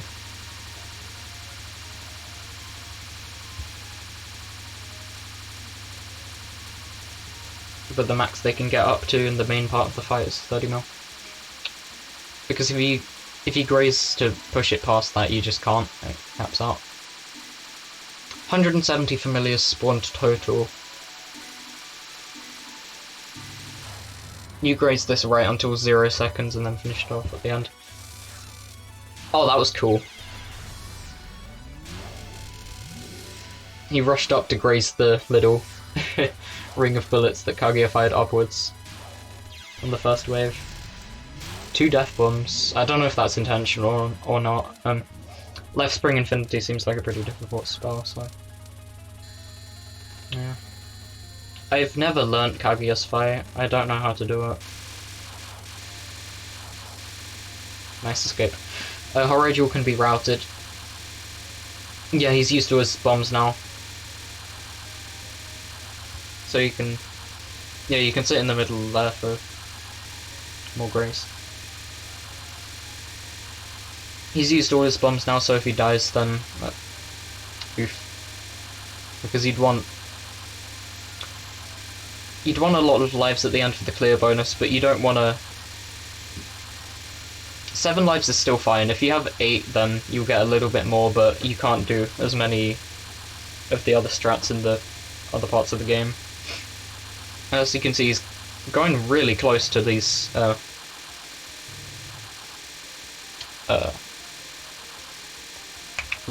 rainbow rice. What? Yusuke's a god.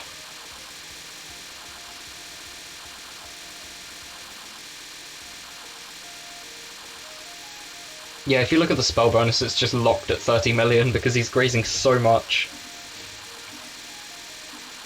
The time orbs. Is he gonna get 40 million? 40,000 time orbs, rather. 40 million time orbs, imagine that. I reckon so. Nice. Hyper score head. Time for the 5 last spells. So, Kaguya blocks your shot if you try to shoot during these. Yeah. So you might as well just not shoot.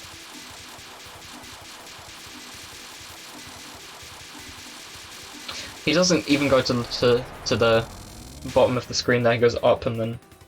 Oh wait, what? Wait, 43 million? Oh! I thought these capped at 35 million. Oh, I guess I was wrong then. They go higher than I thought, okay.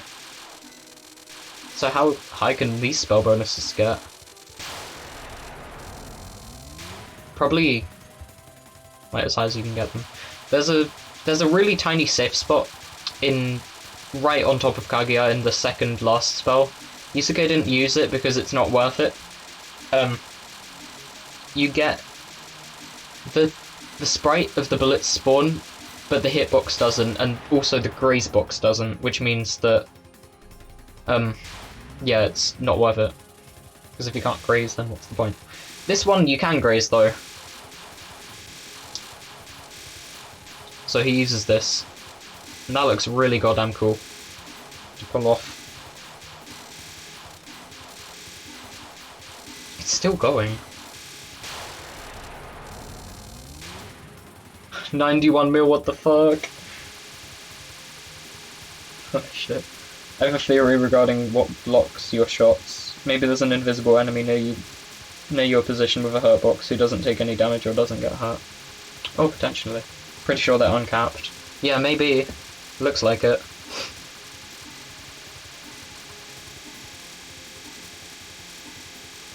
Rising World. And there it is. GG. That's really impressive. All of the runs we're watching here.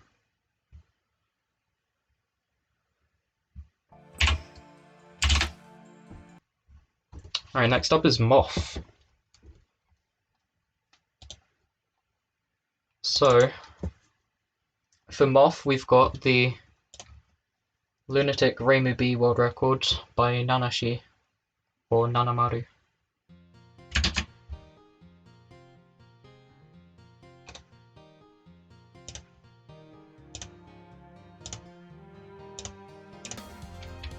Is it going to capture?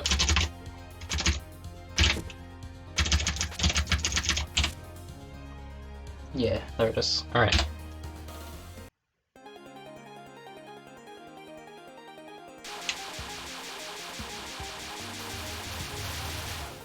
Nanashi, is that the default player name in TH6? Yes it is, and players decided to refer to themselves as that, I guess. Sorry, Toho9. Yeah, we're not doing POV. Ooh, a bomb here. Interesting. Are any of these records recent? Some of them are. The PCB one is from this year, the TD one is from this year.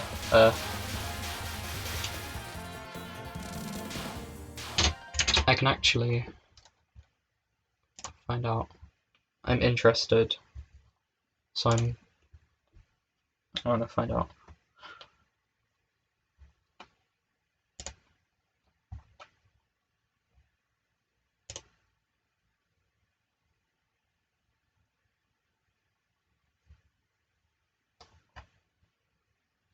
Oh, it doesn't show. I'd have to. Okay, we'll go to Royal Flare then.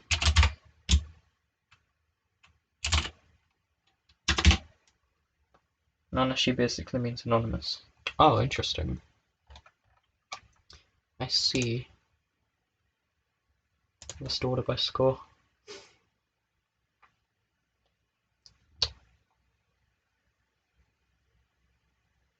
.2. This one's from 2013.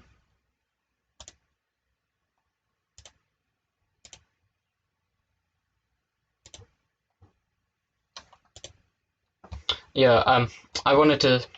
Maribel's site doesn't have the record dates on there, so I'd have to go to the individual games to find out. Let's just continue run. But yeah, some of them are. Hello, Leplop. Fun chat. Alright, so Moth scoring, Graze is removed completely, it doesn't exist anymore. You've got like the little ticking sound like when you get close to a bullet, but it does nothing. So Moth scoring is centered around chaining. The bar in the bottom left is the Faith bar. Faith is equal to your PIV, so that's how much the red items, blue items are worth, not red items. Red items are power. And you want to chain your item collections and POCs and enemy killings to keep that bar from going down. If it goes down, you'll lose Faith, and that's bad. Oh, that was weird. Yeah, you also get Faith from cancelling things with your bomb. Bombing... You lose Faith from bombing, but it's a little bit. You lose a massive amount of Faith from dying, so you have to no-miss in Moth scoring. If you die in Moth scoring, your run's basically over. Because of how much Faith you lose. while bombing decreases... Wow, that was juicy. While bombing decreases your faith by a little bit, death bombing doesn't. So, optimally, you'd want to death bomb every time you want to clear bullets with bombs.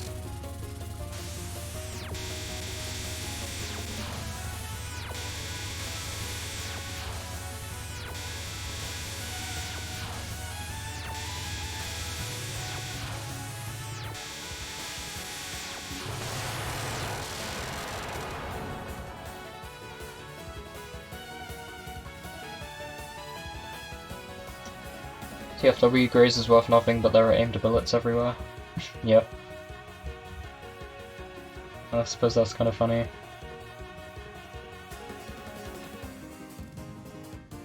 And they're waiting in the dialogue, why? Okay. There's some parts of this game I never figured out how to do without losing faith. So it'll be interesting to see how they're handled in this part. Oh, that's smart. So, because of Marisa C's shot, you can kind of lock it in place just like you can with Romelia in Ian. Although, the difference between them is that... Wow, that was tight. The difference between them is that this one takes a couple of seconds to move, so you can kind of move unfocused for a second and then focus again and it will still be in the same place.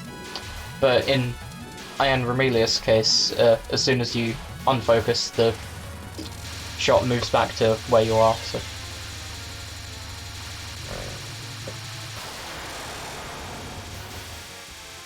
Yeah, you also get faith items from cancels, as you can probably see.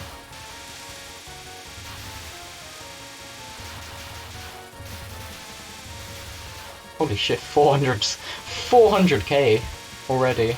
Almost 500k. Nice.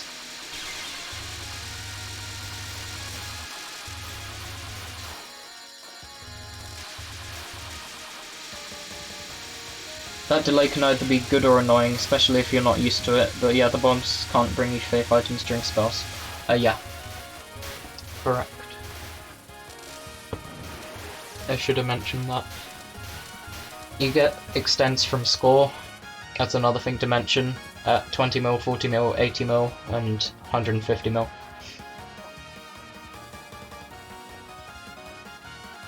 And in scoring you get all of the score extends before the end of stage 3.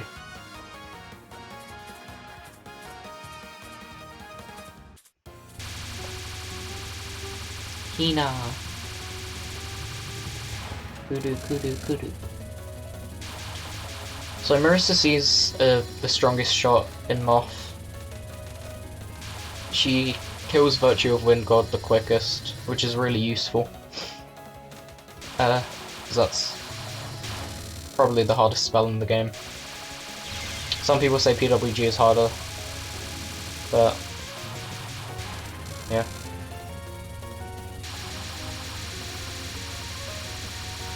PWG is a lot shorter.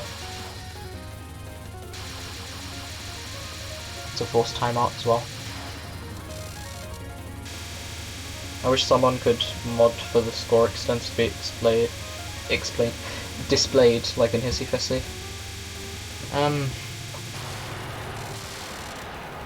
I mean, I guess that could be useful, but...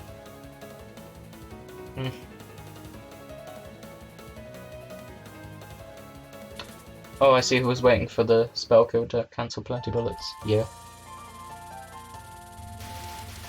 So yeah, that's the thing with the delay, where he was... I wanna watch this. Oh, like this.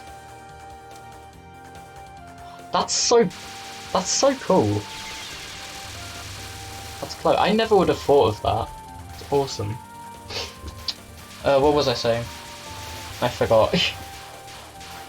Forgot what I was saying, because I wanted to pay attention to that part. Because I could never figure out how to do it without losing faith.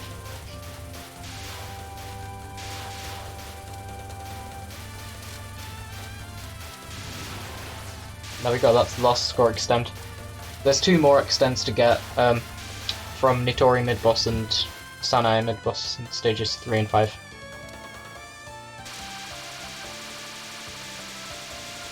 bomb here, right? Yeah, death bomb. Oh, that's juicy. This is really satisfying.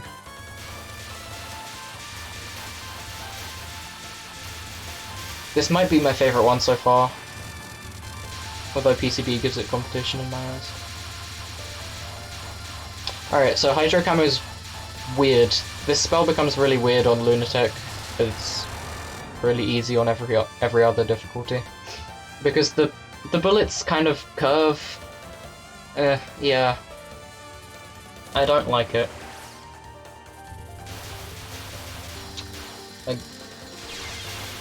Wait, where was I reading from? Back then, I was like, just keep collecting items. You might get an extend like magic hyperscore head, because I had no idea what score was required for the extend. I guess I do now, but nah, I still can't remember each score extend. It's not that hard, it's just like 4 numbers to remember. So I wouldn't find too much use in a thing that shows the extends.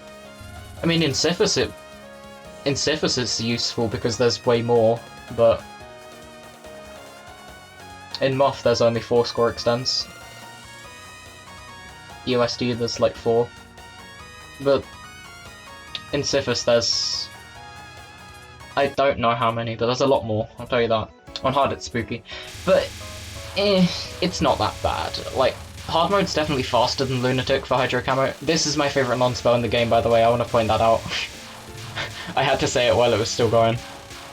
I love this non-spell.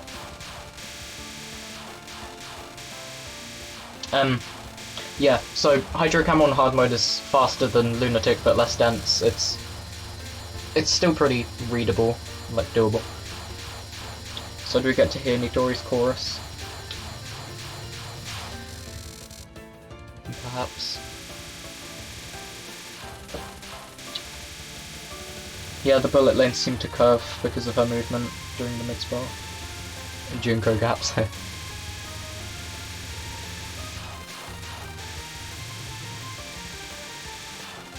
Why not time out that non? Because you wouldn't get the cancel.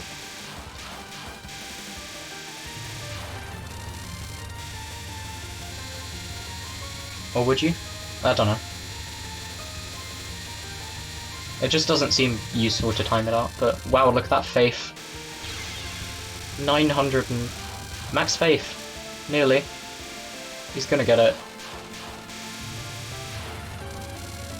There it is, Max Faith. Pog. At the end of Nitori's fight. Wow.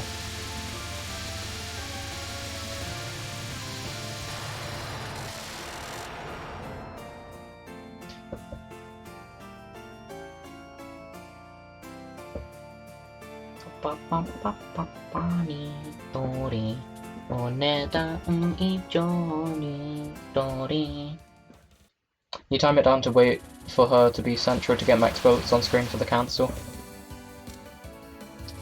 Neat.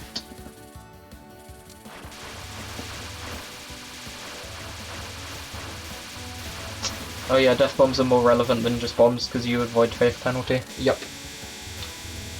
You don't lose any faith when you death bomb.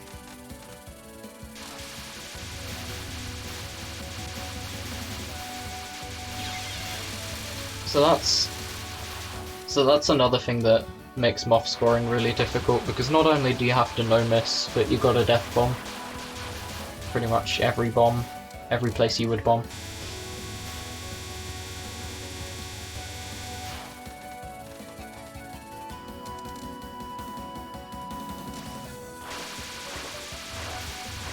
Alright, so we've got this section where you can kind of spin around the screen to dodge it. Whoa! That was nice timing. And then we've got Little Shit, aka Momiji. Wow, you just bomb skip her. In survival you want to time down Momiji so you can skip this section. This is like, this section doesn't have a name, but some people call it the post-Momiji walls. It's really annoying in survival so you want to skip it, but in scoring you could death bomb because there's so many bullets there, so why not? I never care about my faith meter. Does it help at all for survival? No.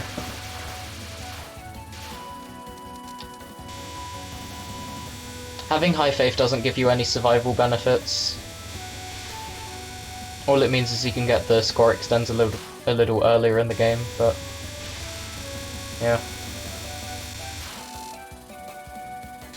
In scoring, it's the most important thing. You'll still get last score extend. Yeah. Does faith make extends quicker? Yeah, it does. Because the higher your faith, the higher the blue items are going to be worth, which means you'll get more score faster. The score extends in Moth are pretty easy to get, so even if you're doing survival, you'll still get the last one. My 1cc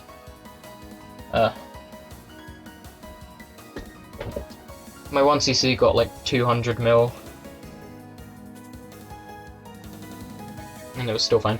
Okay, this is a pretty cool trick. So normally you're only able to position 3 of those little things, those little frost throwers on the boss. However, if you're on below 4 power and you get the 4th one, you can do this weird positioning trick, like he did there during the dialogue. Which means you can get all 4 of the things shooting the boss for even more damage. So that means Aya spells are going to be a lot quicker. We ate in Hissy Fissy. This will get the final extend and some. Why are they flickering? Oh, is the stream doing something weird? Hold on. Uh-oh.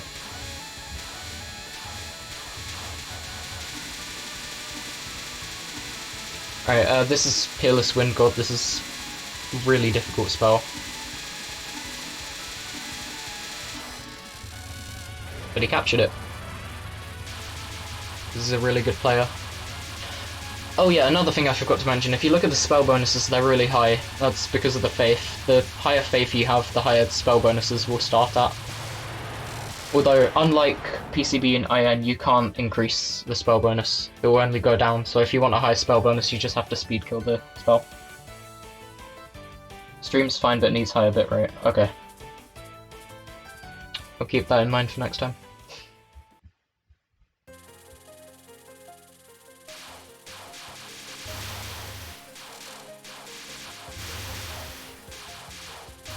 I guess they have bigger outlines when you're on full power at K5.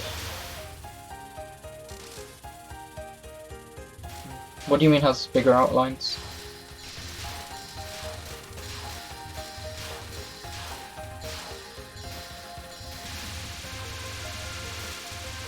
Anyway, stage 5.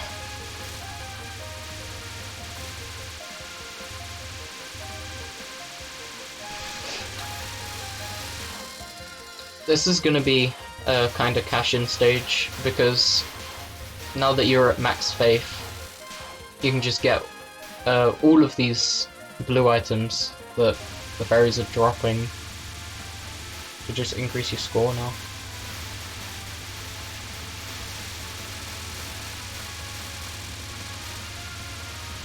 And death bombing or bombing doesn't matter at that point, because there's so many bullets there you'll get max faith back anyway. So yeah, he did the positioning trick again so you can get a 4th option on Sanae. That's neat, and look, 1 billion. Awesome.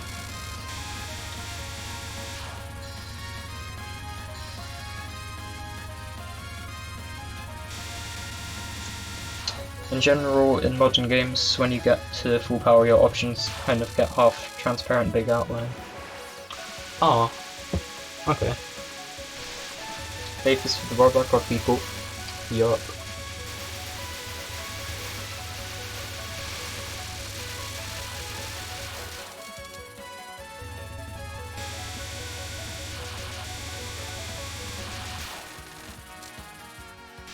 Aphis for the transient score runners.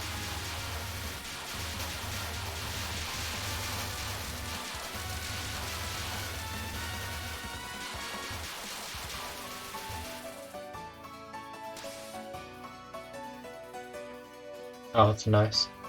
Okay, so I assume he's going to do the positioning thing with the 4th option.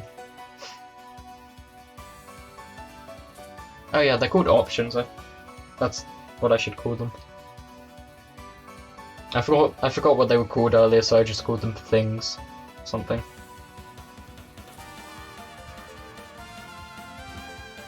There it is. I don't know if that's low. That seems a bit low, but maybe... No, they'll probably still reach Sanai.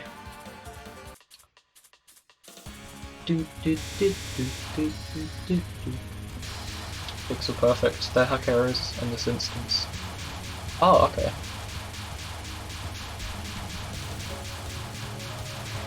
Yeah, I just called them option things because I wasn't sure. Let's see.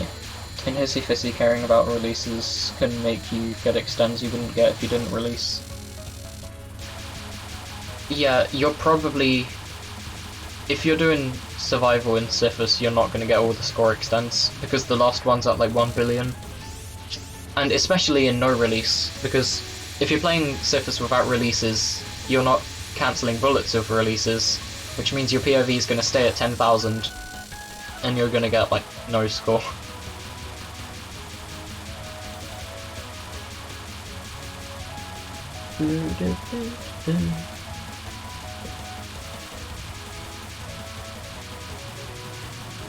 When you graze the water, never figured out the hitbox.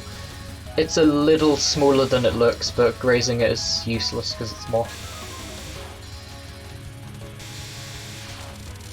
You can get in the little edge of it, but not too far in. It's pretty difficult to test because the waves keep coming over one another, so if you're close to one, the next part of the wave's already firing, so you've got to get out really fast. Yeah, and Moses. Oh no, the stream's fuck. Oh no. Hold on, can you change the bitrate? Or is that not something I can do? No, I didn't mean to exit. Bitrate. No, I can't. Okay. Yeah, not on the fly. Alright.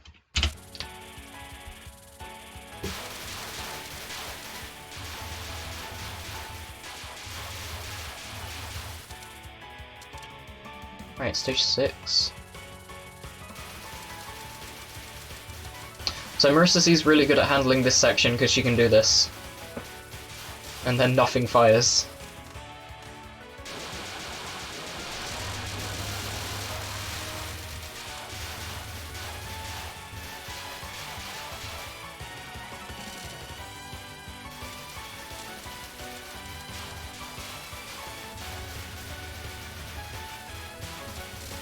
I want to get into scoring Toho games. Oh wow!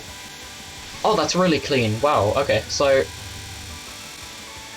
Because of Marissa C's awesome ability to stop anything from firing that section, the Death Fairy transition becomes, like, insignificant. Usually that transition's really difficult to do without bombing, but with Marissa C, you can just do that.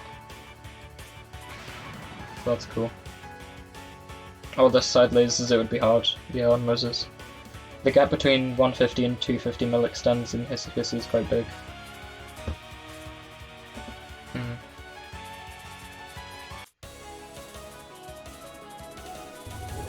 You're probably not going to get any more than, like, 250 mil in survival, like no release. But in scoring there's potential to get like 9 billion or something. I'm pretty sure I've got the Sonitsuku's like 9.6 bill for Sifus. He capped the impossible opener pog. Oh yeah, I thought this non was impossible, but I was used to like normal mode, so when I moved to hard I didn't realise it was left-right. Oh yeah. So, that second spell is really annoying because those jelly beans are flippy. The sprite changes from jelly bean to rice, but the hitbox doesn't update when it does, so you've got rice bullets with the hitboxes of jelly beans, which makes it really awkward to dodge.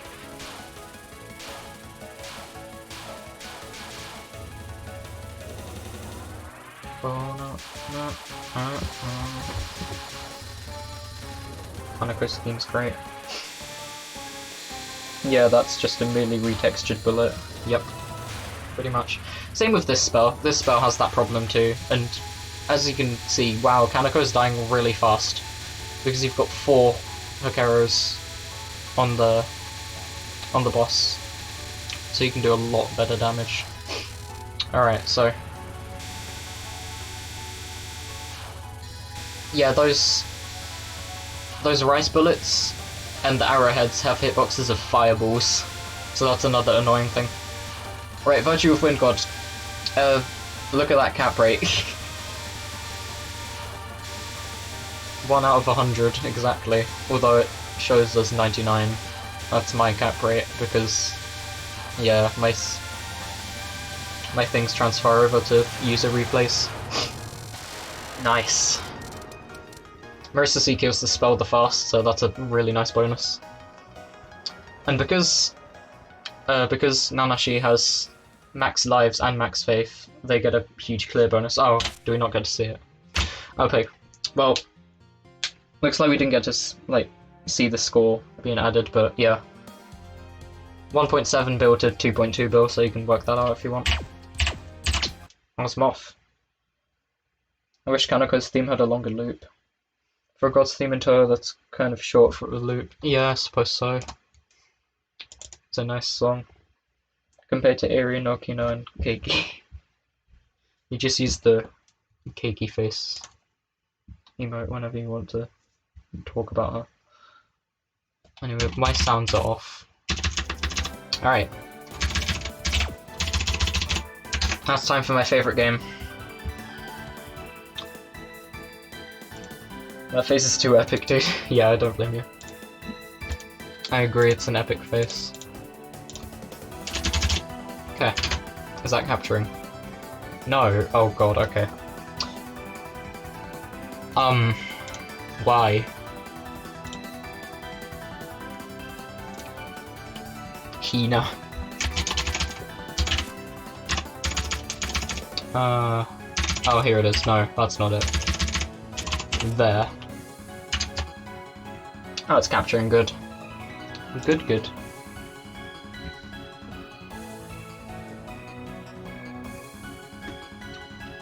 Alright, let's start it. She stares at you in a contraceptive way.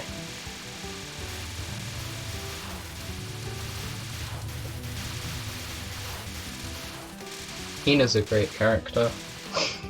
Anyway, so, the system in SA, the score, is... it's all about greys, basically. There's a thing in the bottom left, which is the communication gauge, and it's flashing at the moment because it's at max. Now, the way you fill it up is by grazing. When you graze enough bullets, it will start flashing, obviously, and you'll auto-collect all the items on screen.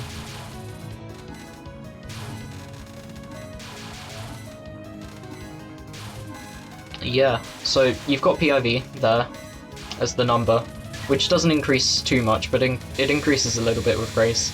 But the main thing you want to increase is the multiplier. It says times 1.20 at the moment.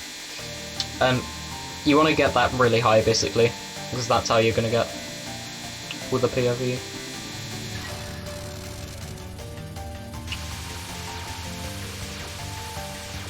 So yeah, it's just about grazing pretty much. Your spell bonuses do not increase with more PIV like they do in Moth. So that's a difference. But yeah.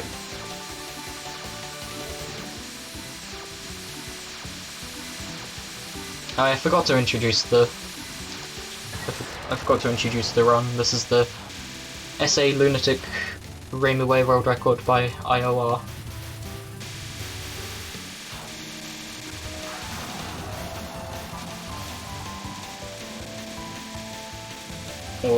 Or I don't know how you pronounce the name.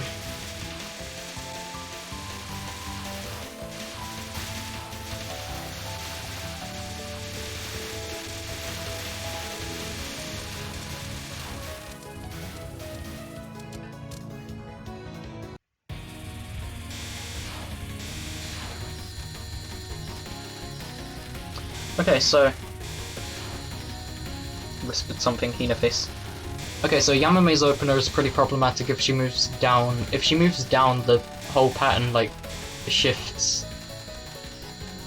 below the screen, and you get bullets coming sideways. So there is a way to deal with it that Yats discovered, which is to do like a quick dash underneath a specific bullet. Yeah, whole pattern becomes fucky.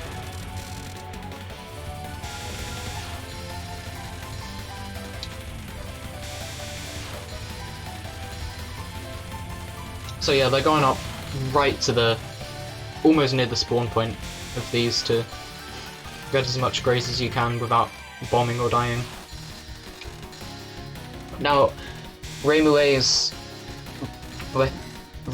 the best shot for scoring in this game by a pretty big margin, and the main reason for that is her bomb. Her bomb turns the screen purple, and you can graze during it. It doesn't cancel. Wait.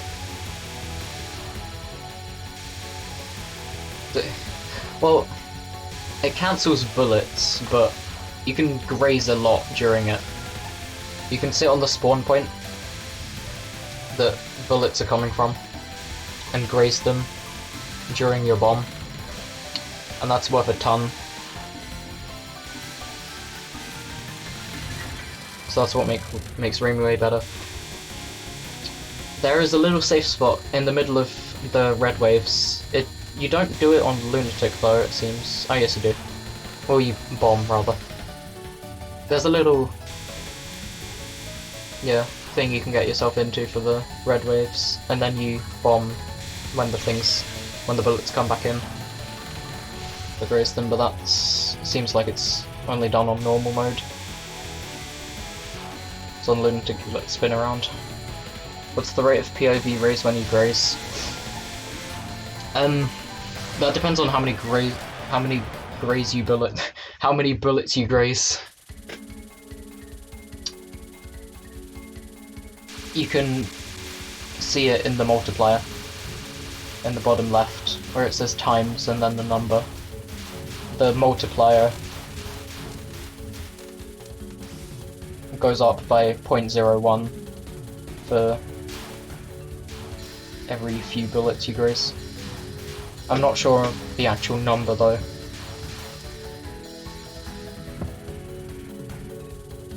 Every how many graze does POV raise by 10?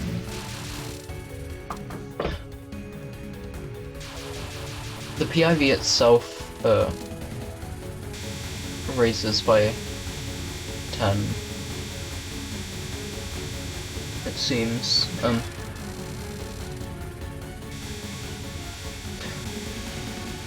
They got some PIV from that, and that was like items. Or was it green items?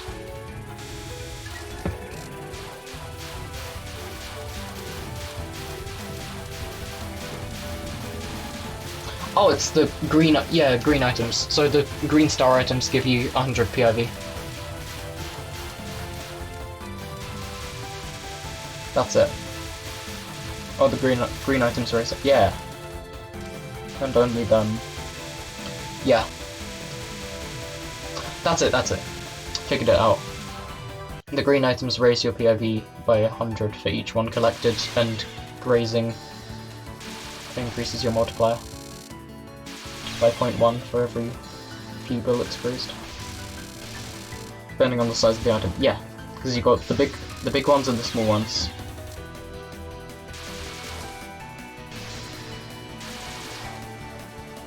So yeah, there's gonna be a lot of this, like, bomb grazing. Yeah, it doesn't cancel bullets, but you can graze the bullets with your invincibility. That's what I was trying to say in stage 1, but was failing to say.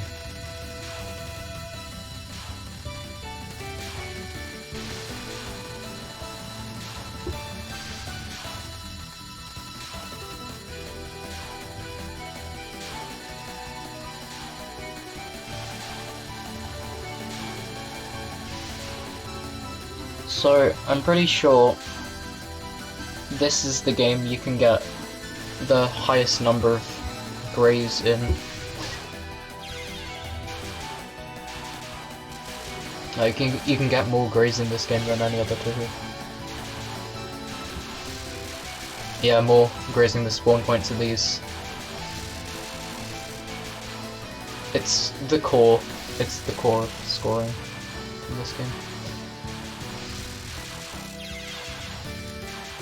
And another suicide.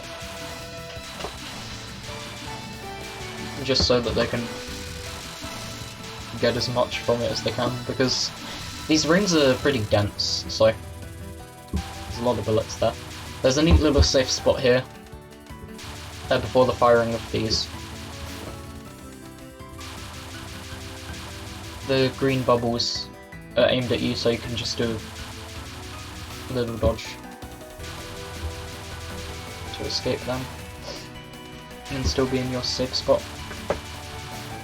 What did the small blue items do in total? 8?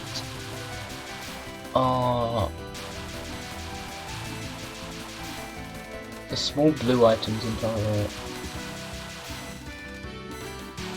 Time orbs? What do you mean small blue item? Rip non-spell, kill cancel, I guess.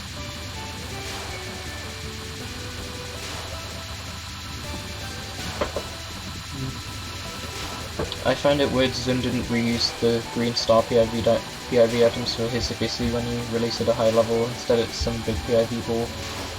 Yeah. That's odd.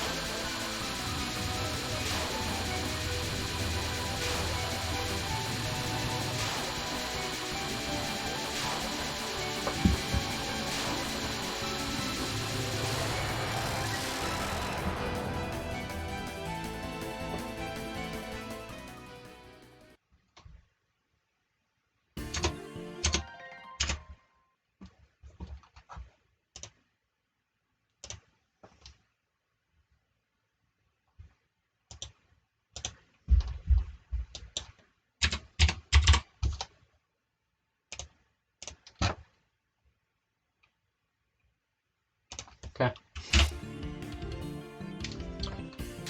The small blue items usually appear instead of the power items when at full power.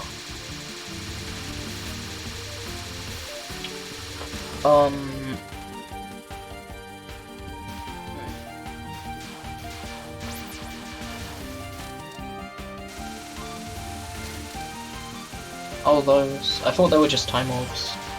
Are they a different item type? Oh yeah, check out this laser spinny graze thing. I've always liked that.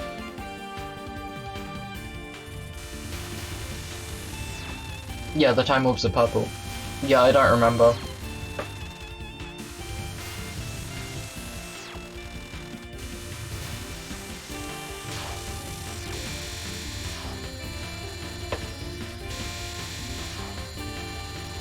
Do they give the same amount as point items divided by time or something? Maybe. I'm not the one to ask for that, unfortunately.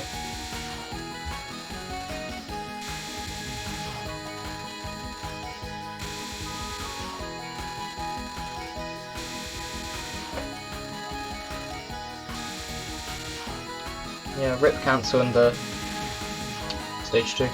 If you don't cancel things just before they end, then you don't get the life piece, and that's really important.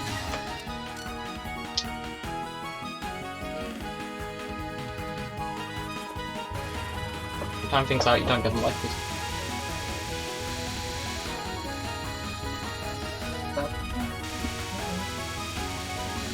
This is about static.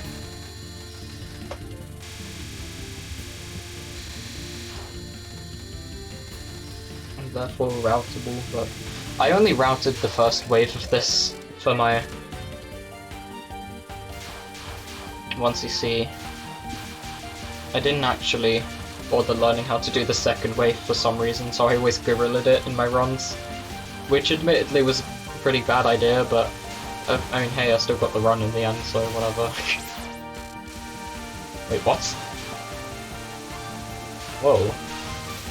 Interesting, so they used Rimue's gapping to get to the other side faster to graze the laser. Oh, that's cool. Timing stuff out is really bad in this. There's no cancel items. Yup.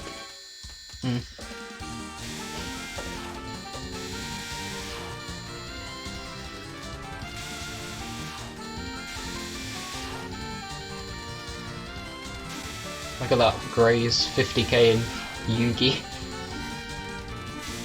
I hate this non-spell.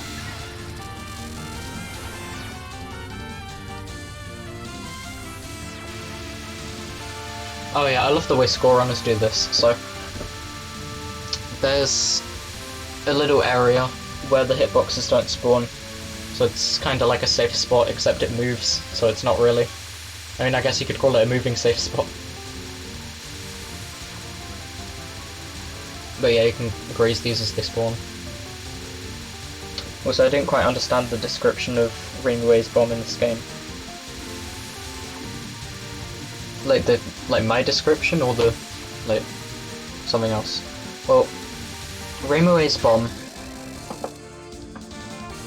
when you use it, it doesn't cancel the bullets, but rather it makes you invincible so you can graze them, and then it cancels the bullets at the end.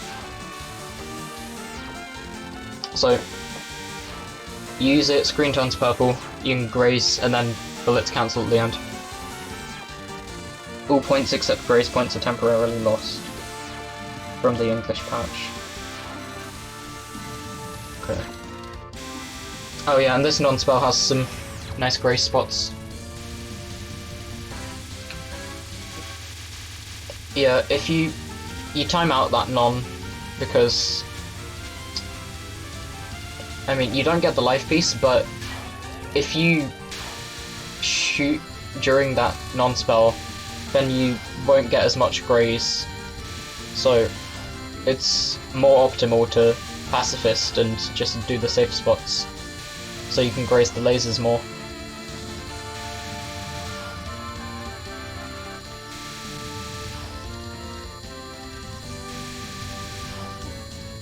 This game does give a lot of lives, but a lot of them are going to be used in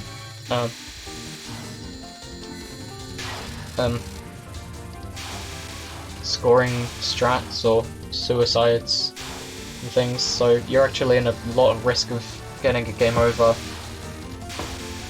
when scoring this, just like in UFO. Because optimally in UFO you don't want to summon any resource UFOs, just blues and rainbows, of course. So because of that, you basically have to use only the resources that are given to you by the boss's final patterns and mid-spell patterns, which is like 5 lives total, plus the extended in stage 4. It's 4 lives total plus the extended stage 4, which makes 5, rather. But yeah, graze these as they spawn for more stuff, and then bomb in the corner. That's cool. Also, I suggest the term graze spot, hyperscore head. Yeah, that's a good way of describing it for what's it? Like shackles, that's what it's called. So he suicides at the start of stage 4 to get full power for this bit, because you want to bomb. There's so many bullets here that if you don't kill any of the spirits, then you can wait a couple of seconds and then, yeah, graze everything. That's hard to describe.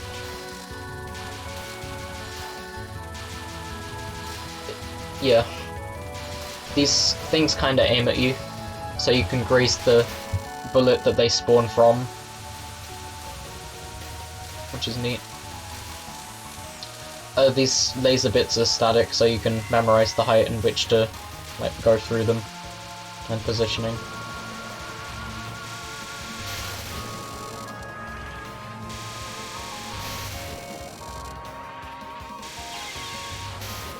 Wow, it's like doing NV restriction if we talk resource-wise. Yeah.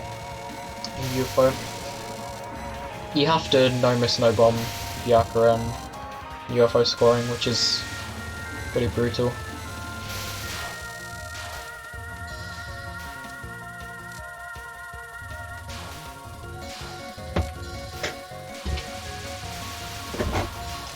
So yeah, this is what I mean when there's a big risk of getting a game over. Because you're on pretty much nothing in this part, and you have to do all these grazes near the top of the screen, and risky strats, just so you can get your graze and multiplier higher. I'm really interested in scoring this game though, so might be something I do.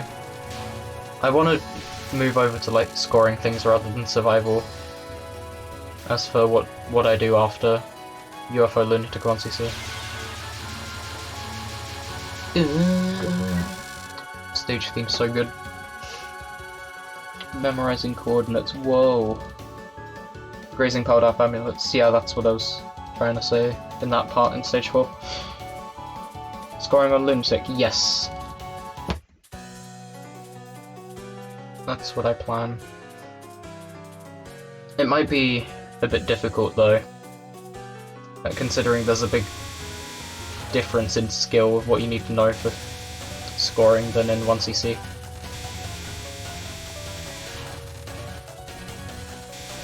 Yeah, optimized Satori non-spell grazing here.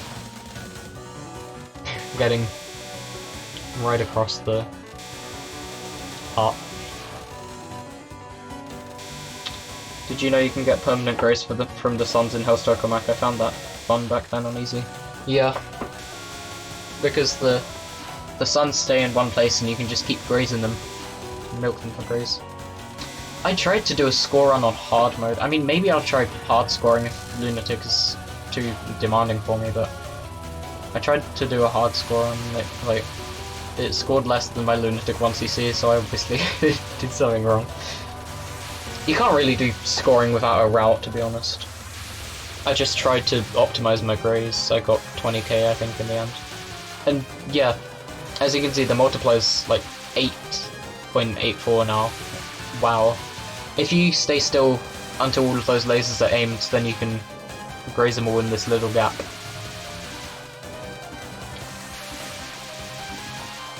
Which is optimal.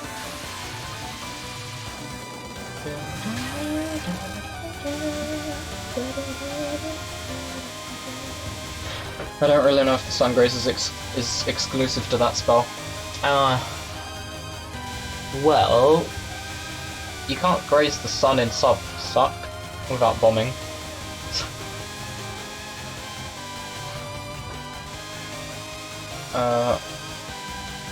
Ten Evil Stars has a little safe spot, so you can graze a lot there, but it's not constant, you know.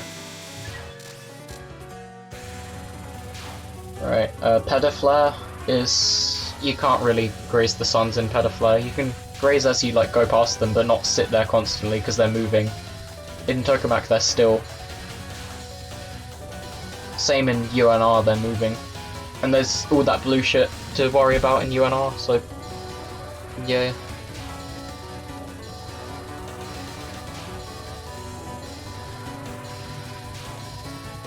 Aren't worth too much anyways, not much items anymore.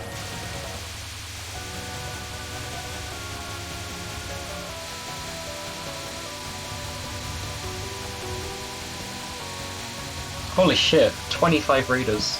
Thank you for the raid. Fun raid. We're watching World Records. Oh, you're lucky, Crispy. Am I? Right, so Flying Insect's Nest is routable apparently. I've never really figured out how to do it, but obviously at this level you'd have it down.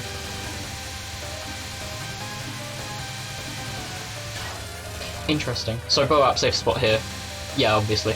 So I don't know if there's a difference to how much graze you get in the bottom or to the corner, because as you can see they're in the bottom right of the graze spot. They're not directly underneath Satori. So I don't know if that gets more graze or less. I'd imagine it's about the same, but don't know. Koishi's very good. Yes. Koishi's my favorite.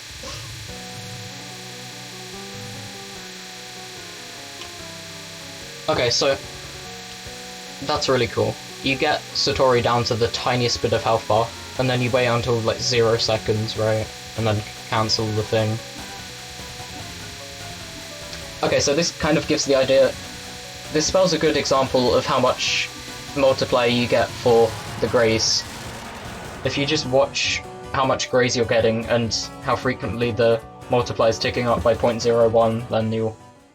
Yeah, I guess that's a good indicator of how much graze you need for the multiplier to go up.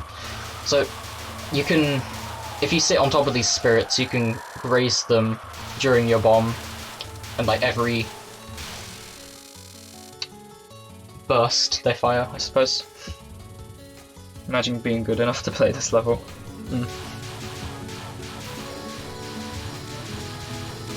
I think it's 0.01 for every 100 graze. Okay. That seems about right.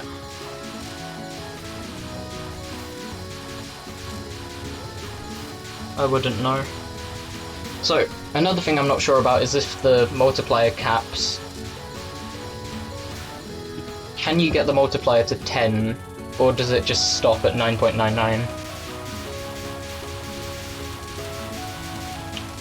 Did they stop shooting here? No. Wait, what? Oh, you can kill the thing in the middle, I never realized. Oh. Okay, so you can keep shooting and still... You can keep shooting and still get the graze from the side enemies, but also kill the thing in the middle. Oh yeah, and you gotta do Catwalk in scoring.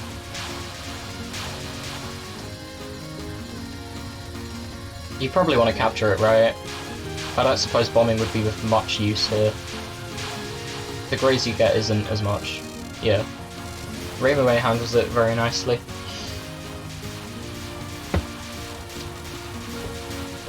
Keeps going IRC. Which is the Faith caps, don't know when it caps in Lunatic Glow. Okay. Multiplier keeps going there. Yeah, a bomb on Popcorn's expected, to be honest.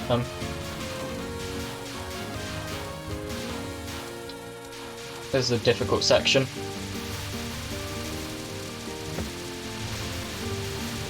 Yeah, there's a lot of bullets here, so I'd imagine bomb grazing would be pretty juicy in this part. Oh, it does cap. Interesting. The multiplier caps at 9.99. Oh, Crispy, it's only on Tokamak that the suns give grace like lasers do for the other spells. It's just 1 grace per sun. I just tested it. Oh, that's interesting. I thought there was... Yeah, okay. I thought it worked the same. I thought they all worked like lasers, but I wasn't sure on it. Interesting he chose for the suns to work differently in Tokamak then. So what about Subsock? I mean, I suppose it's hard to test that because the red bullets are going to be really close to... The red bullets are going to be really close to the sun because they're coming into it, and there's also the white pellets. Yeah, that's hard to test actually, just realised. Yeah, I forgot to do the sound effect. The correct time. I'm not doing it every time she appears though. Well, I just bomb and go through the sun to test that out. Yeah. you could test it pretty easily in the other spells, but in Subsock there's so many other bullets that... So, wait, where do the white pellets on Subsock spawn from? Is it from the... Is it from the edge of the sun or from the middle?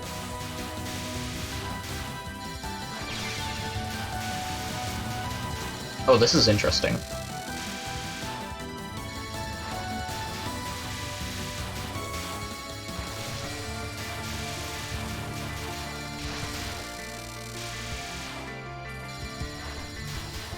It looks like it's from the edges, okay. Rainbow bomb. Forehead. Time this non out.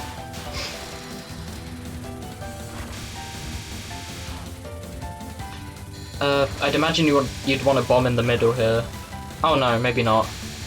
Oh yeah, this spell works differently on Lunatic to the other difficulties, so... Yeah, you wouldn't bomb. So just capture, I guess.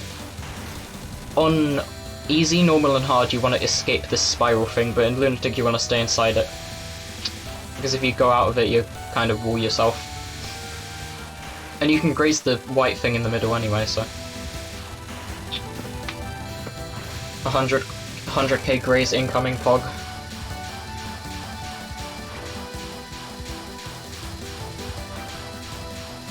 In Narumi's pet golem, the sun gives constant graze at a slower rate than lasers, but still not just one graze. Okay.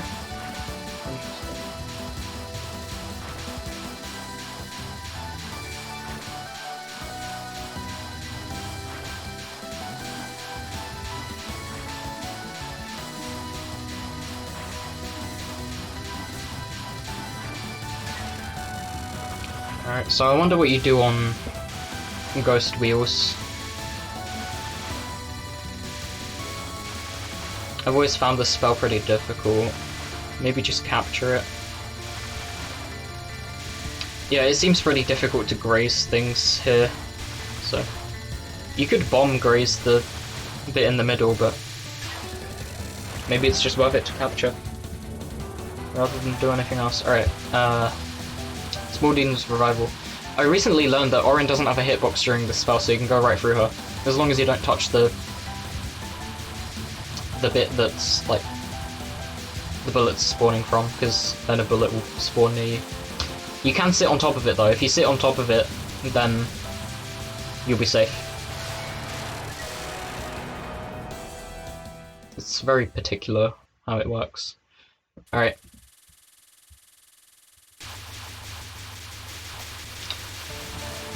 You get the most score in this stage, as probably expected, because it's stage 6. Now, another thing I didn't mention about SA is the clear bonus is a really important bit in scoring. So, your clear bonus... Your clear bonus is determined by multiplier, graze, and lives. Life amount, I'm pretty sure.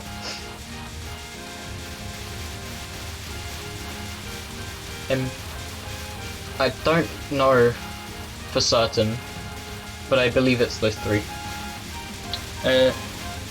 For my reading in chat. Yeah, in Hissy Fissy the sun's defined as an enemy, not a bullet. Oh. So it's like a familiar? No. Kind of. Maybe. I've coded one at stage 6. Dat cash in, yeah. Juice. Get the juice.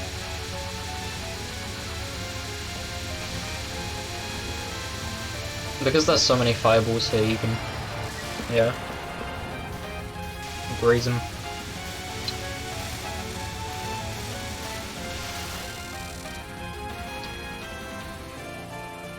So, oh wait, not this bit.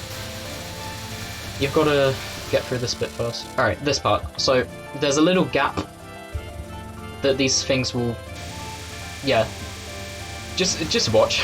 I can't explain this. It's... yeah.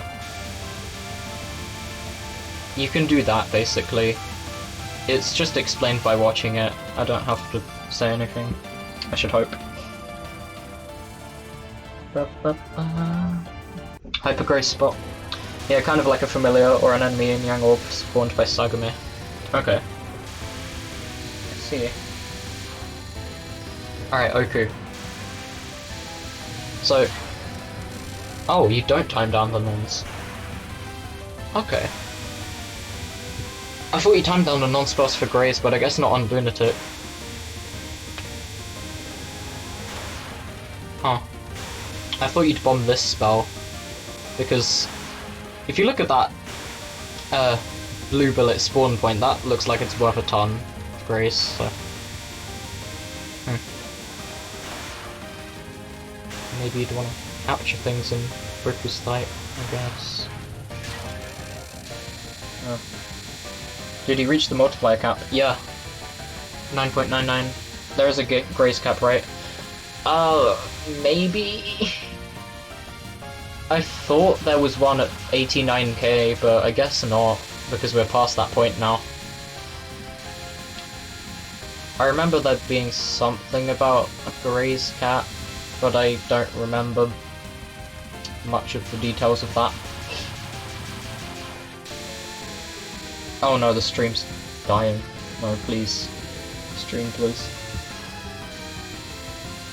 Okay. I wish Tokamak was an early game spell.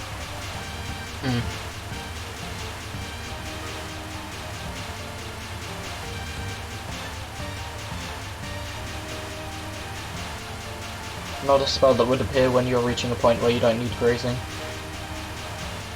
Yeah. Because you graze to... Oh yeah, that makes sense.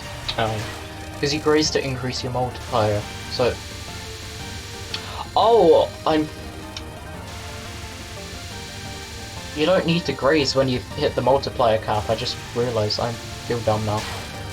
So yeah, you just want the cancel. In normal mode, you want to time down all of Oku's nons for graze because you don't reach the multiplier cap, that makes sense.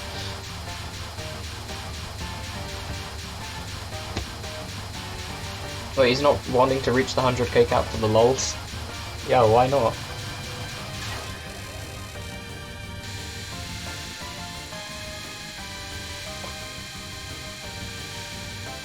$100k grace.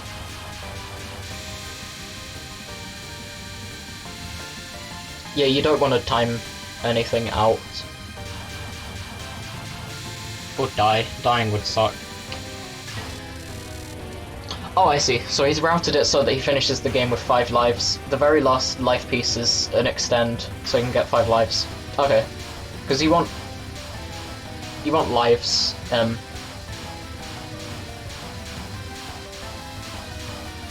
for the clear bonus. That's what I was gonna say. 100k grace, he's like that close. Please do it, reach that 100k. I hope he will. Come on, please. It's like 730 more. Come on. Oh no, maybe not. He's not gonna reach it, no. Well, he's definitely not wanting to. Yeah. That's a shame. That would have been cool. Because Subsock dies very quickly in comparison to the other final boss last spells. The stream is having a hard time, sorry. Uh-oh. Alright, seems normal. Could have got closer if he got around the Tokamak Sun. The run spun the sun. Nice capture. And then the clear bonus is like, that. 200, like 500 million. GG. 99.4k grace. This runs Grace Frustration Incarnate.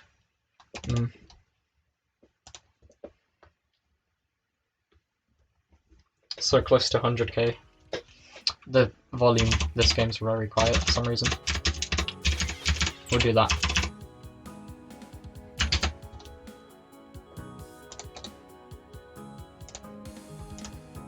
UFO time.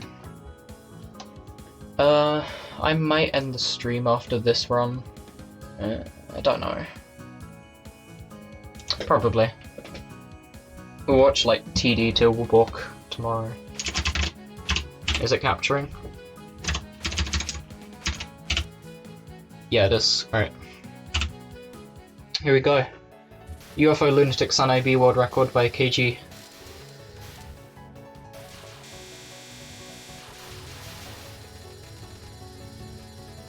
So, UFO scoring system revolves around UFOs, of course. Now, Grays is also another thing that you want to keep in mind. The way you get PIV, PIVs are the blue thing underneath power this time, it's not in the bottom left corner. But the way you get PIV is by grazing and by collecting UFO tokens during a summon. So like, you've got a UFO summoned now, and he's gonna collect that one to get 1000 PIV. You can get PIV from grazing, as I just mentioned. It's 10 PIV per 10 grazes, I believe. I don't know. That seemed correct. A little optimization there to get graze. You want to time down non-spells. Does he do the Busy Rod thing? Yep. Alright, so you can graze the spawn point of these lasers in Busy Rod, which is pretty neat. Oh, I didn't know that about the token for PIV thing. Yeah, it's another way to get PIV.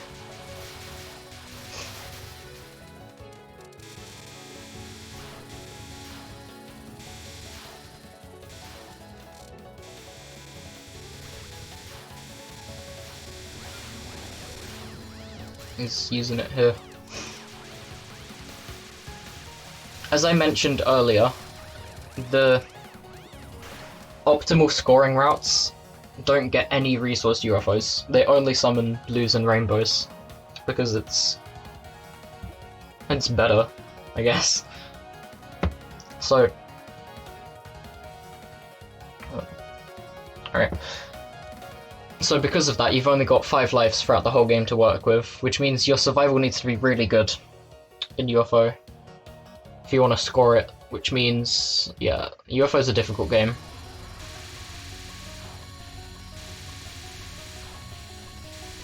So just, yeah, shout out to anyone who scores this. I can't think of names off the top of my head. KG, Shin, T, ZM, ZP.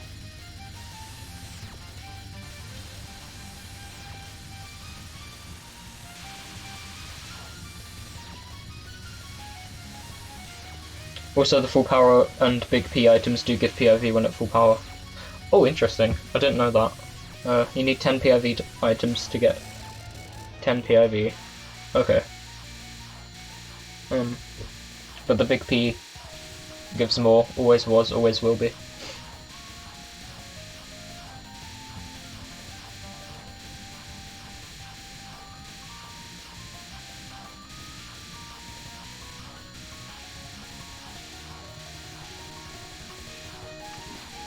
Oh yeah, and the blue UFOs will give a multiplier for filling them up, so you can multiply the items, the value of the items inside them by a maximum of 8.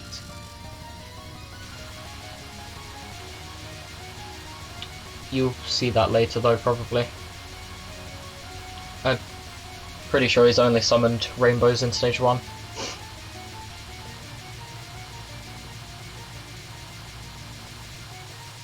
Then for Pendulum Guard, you just kill it as fast as you can for spell bonus, I suppose. And yeah, maybe I should do it like that. My current goals reside in UFO Lunatic Survival, so that could be of use to me. And you spin around this ferry, I love that.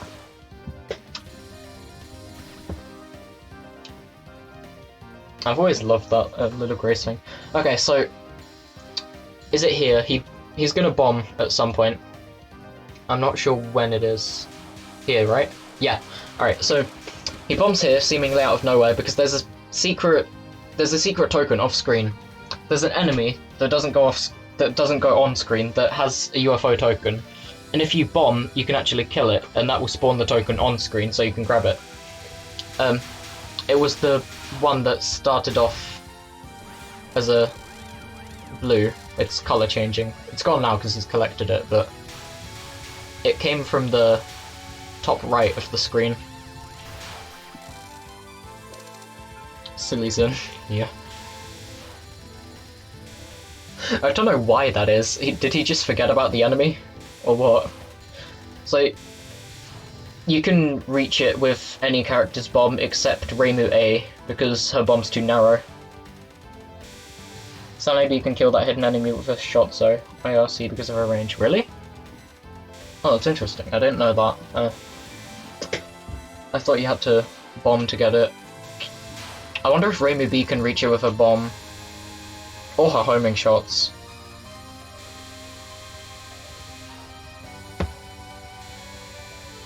I noticed the big PNF items in Hissy Fissy when playing the Boss Rush patch.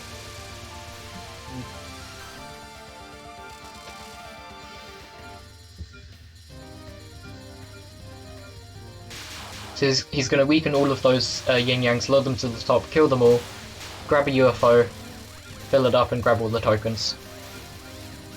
A lot happens. This game's crazy. Survival and scoring. Alright, so there's a safe spot between Kogasa's shoe and the bottom of her skirt. You can sit there and be safe, although in scoring you can take it a step further. You can actually follow the, you can follow the point that gets the most optimal grace. Basically, that's what he's doing. He's going to time out this non for that. And another reason for doing this is not only for the graze on the opener, but for the graze on the first spell. The first spell is very similar in how the pattern spawns. His skirt. Did I say his? I thought I said. I swear I said her. Wait.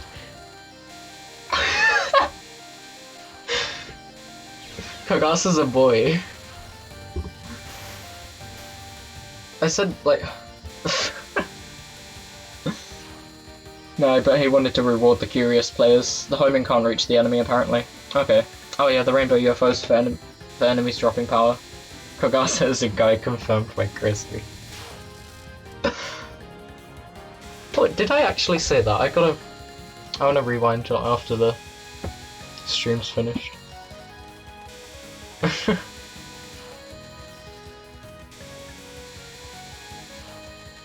I must have just said that subconsciously. Anyway, you want to time out the second on for Graze as well. He does it diagonally rather. You can just, if you're at the correct height on the screen, you can just tap horizontally and be fine. And little Graze optimization there. That was cute. What was I gonna say? Fuck, I keep forgetting my words.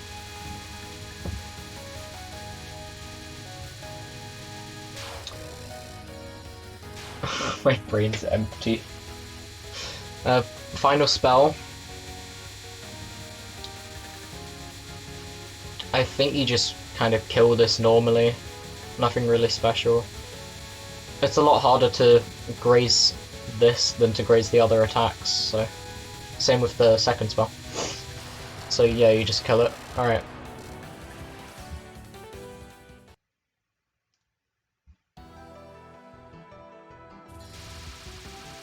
Great spot up here. Stage 3 is very interesting in scoring. There's some really cool stuff coming up. You want a pacifist there so they fire as many bullets as they can, because you want to graze all of them. Then barely hop up and grab that UFO. Collect all the items from it. And you can actually get the items from here to fill into that one. Wait, you can do that? Wow, I never realized you could just misdirect it like that. That's interesting. Alright. Here's a pretty cool trick. This is the Midnon Graze. I don't know if it has a specific name, but yeah. I can't explain this. I honestly don't know how the fuck this works, but you just don't get hit if you do these specific movements. I don't know if it's because of hitboxes or because there's just a mess of lasers that you can just go around and not get hit by them, but yeah. That's really cool. As you can see, his grace is pretty much doubled. Because it was on 8,000 or 9,000, now it's 16,000. Yeah, Ichirin grazes Craigasm. There's more to come.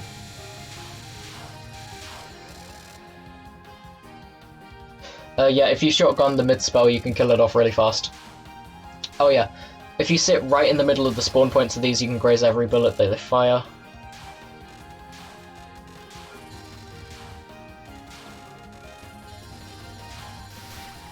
Woo, that speed kill. Yeah, you shotgun her at the beginning, and then go to the bottom middle, then side middle, and then it dies. Or it should. That's Sanae 103 million from one UFO, and it's stage 3. This bit's spinning. I can't do this part. I'm so bad at it.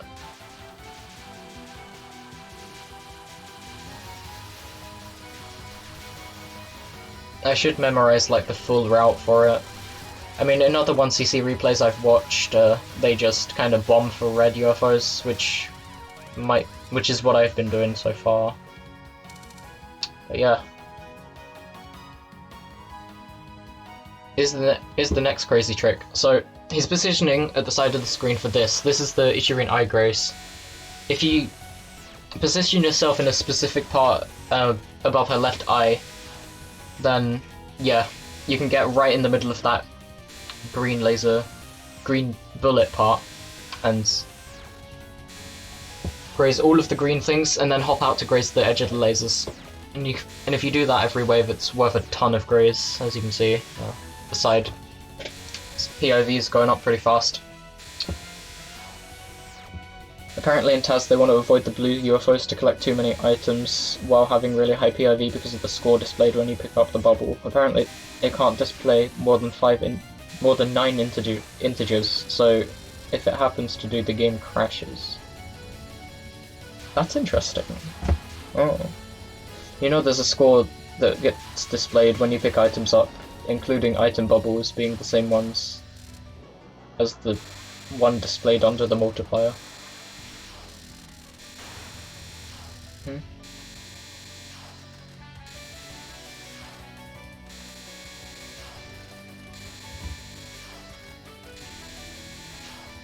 Oh yeah, he's grazing this non too. You can't really go like up where you could in the first non-spell, but I think you can do something like that in hard mode. I'm not entirely sure. I remember watching a replay that had that.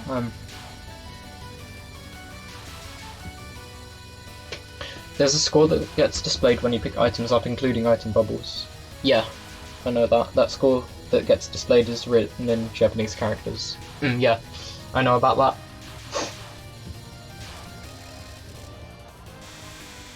Oh yeah, there's a cool thing you can do there. You can spin around the first wave with that.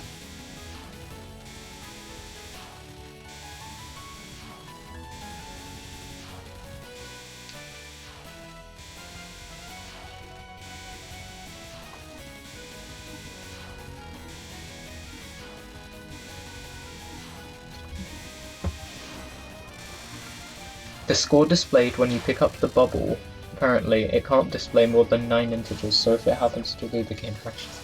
So if you get like 1 billion from one UFO, is that what you mean? Or am I interpreting it wrong?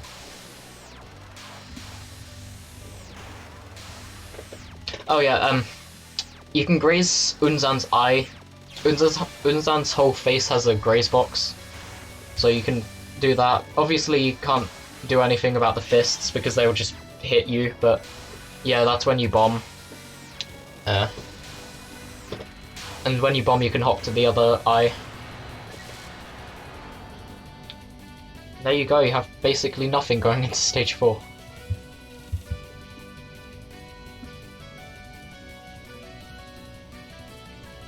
It's really easy to game over in this.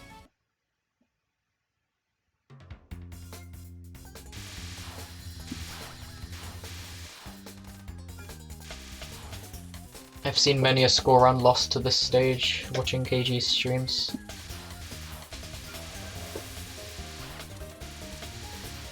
Yeah, from what I recall. Wait, Binzan's head is a grey spot, his whole head. Someone said it was his face. I'm pretty sure that it... I know the eye is definitely a grey spot. Maybe. I do recall someone saying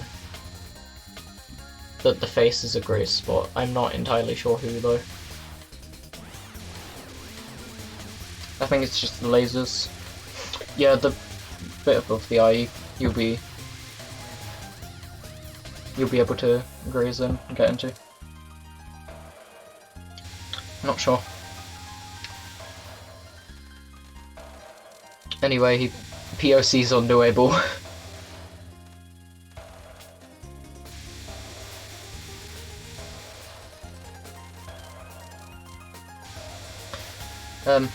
I suppose the reason for that is because you get the items at a higher value when you collect them at the top of the screen than you do at the bottom, and that value is displayed in Japanese characters, like the kanji for the numbers, not the actual numbers themselves. Oh yeah, and another gimmick I forgot to mention.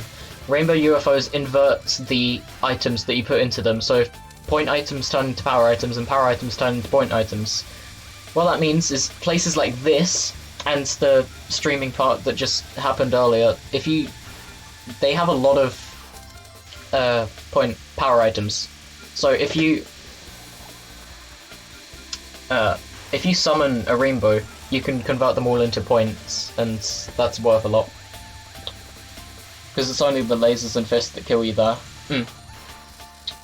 Yeah.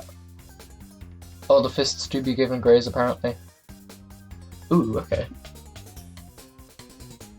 Yeah, look at that, 754 mil before Murasa. Very nice.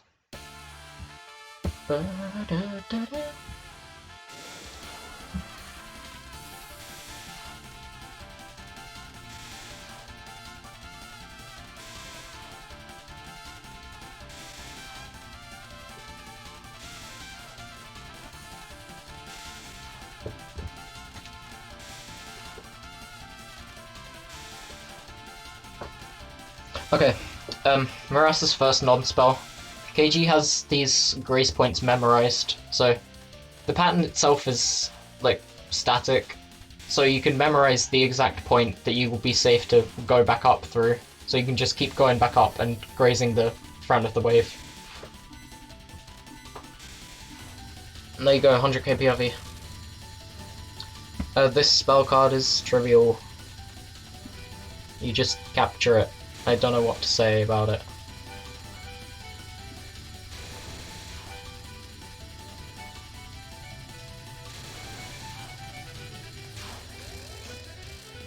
Okay. I'm gonna guess Rainbow UFOs are good for survival when you want power back on a section where enemies drop score. Yeah, if you know where the enemies that drop score are, then you can use it strategically like that, so it's useful. Oh yeah, and as I said with the first non, this non's static as well, so you can just memorize that point, and yeah, you can memorize the path where you can just go unfocused right through there confidently and be safe. Right, Syncable Vortex is dumb spell.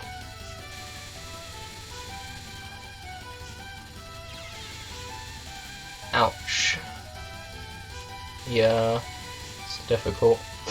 So, the reason it's so dumb is because her movement's random, and the spawning of the droplet circles is based off of her angle to you. The angle of those droplet bullets are based off of her angle to you. So if she moves weirdly, the bullets are gonna, like, move with her, and yeah, sometimes you can have them going literally sideways or even upside down, or upwards rather, if you get unlucky enough. Another thing you saw there was the leftovers. It's only visible at the start of that non-spell, but at the end of Syncable Vortex, if you cancel the spell card and there's still bullets off screen, it won't cancel the off-screen bullets. So the extra droplets from Syncable Vortex are gonna come back on screen and trouble you on the on the final non. So you've got even more shit to deal with. But he still captured the final non, which was neat. He's gonna capture this too. This is routable. I suck at it. You can use the four corner strat. I think that's what he's doing. Looks like it.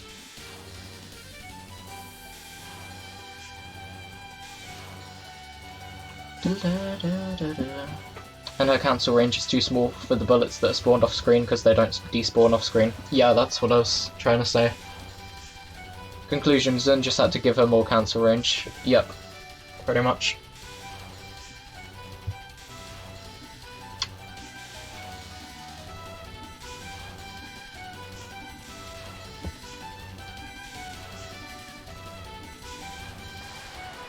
Okay. Into stage 5.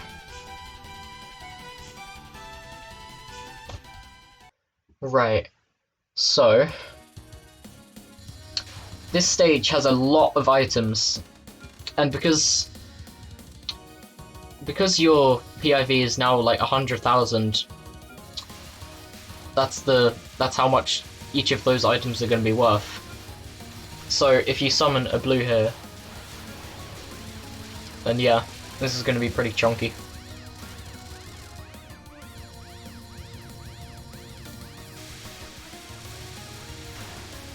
$246 million from one UFO.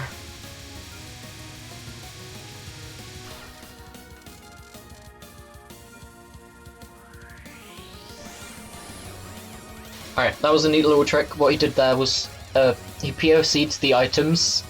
He summoned the UFO and then POC'd the items at such a specific timing that the UFO caught the items before they got to him.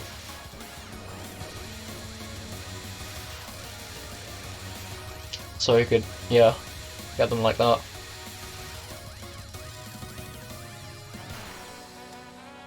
Nice.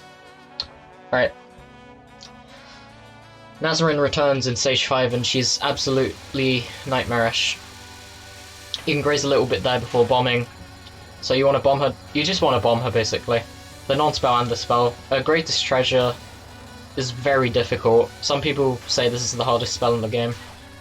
And yeah, it's a very valid opinion.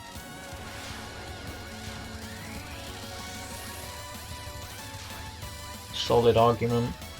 I mean, there are things like Good Omen DR, but still.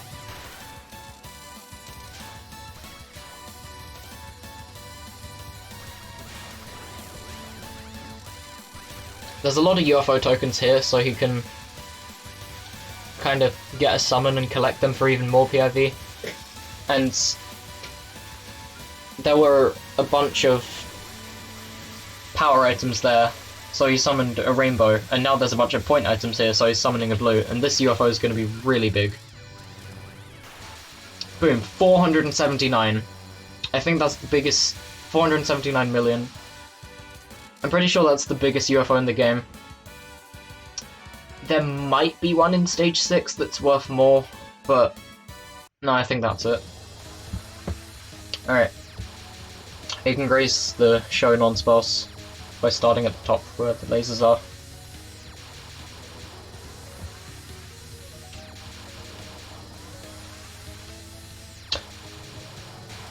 He has to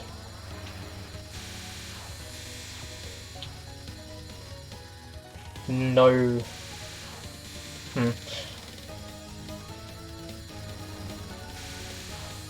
He has to no-bomb show. I'm pretty sure he dies somewhere in the show fight.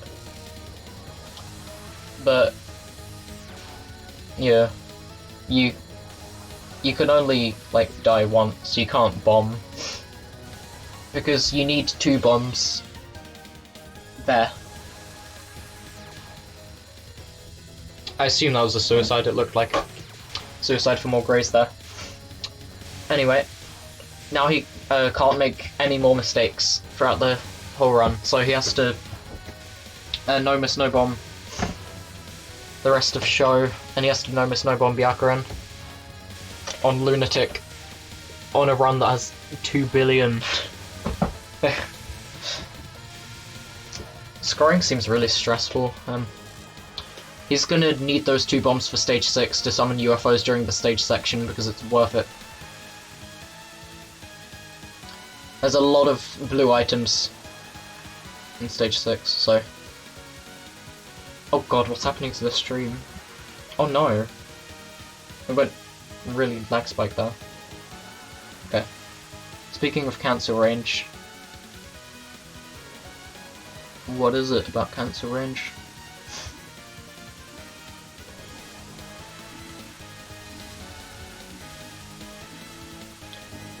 Oh yeah, that's a neat little spinning strat you can do on that non-spell.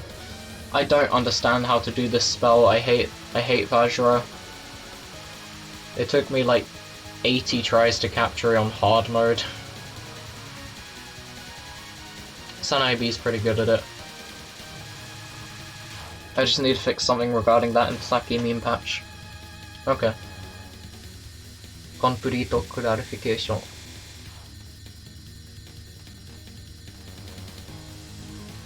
Again, really high risk of getting a game over throughout the whole rest of the run.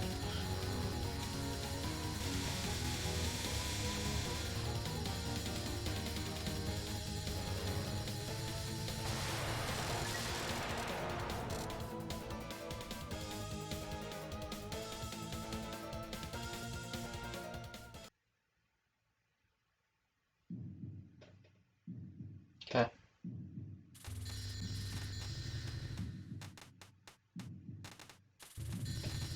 I'm gonna stop shooting there, so you can graze all their stuff. Alright.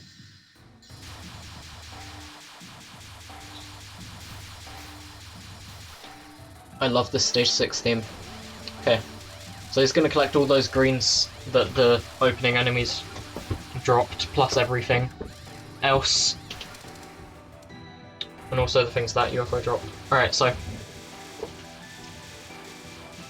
As you can see, the score is... the score looks broken. This is the score bug. If you get the score to like 2.1 billion, I think, or something, then it just glitches out and it says X, and then this... It starts going like down. Yeah, I don't know if this is an overflow? Or... It's not counter stop. Is this an overflow? I think so. So yeah, okay. This is the thing I wanted to talk about. He's gonna pacifist this section and hide in the corner until they get about halfway down the screen. Then he's gonna use a bomb and yeah, 350 mil. He's gonna use a bomb and then summon a blue to collect every item that the stage enemies drop. Then he's going to summon another blue during this section to collect every item that Nuable drops except the big power item, which you can just POC. There you go. 300 mil. Yeah, that one at the end of stage 5 was the biggest UFO in the game. Now you have to LMN Byakuren.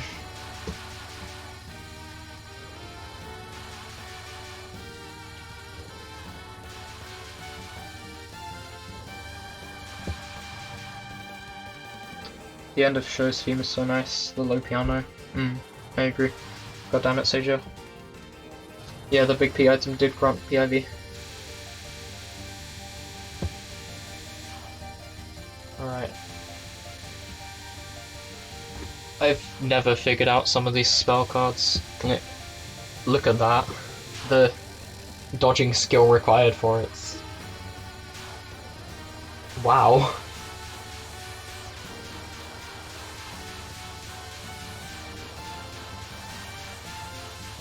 Unbelievable. So you can...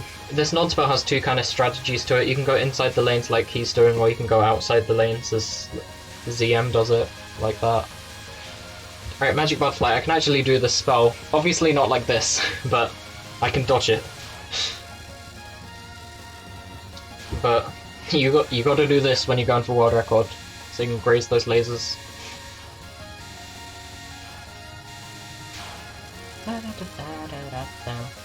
Oh yeah, it's up to so I approve that new able route because it makes use of that well. Yeah, the big P item. Sanabi is really strong with a shotgun. Byakuren loses a hitbox on the 4th non.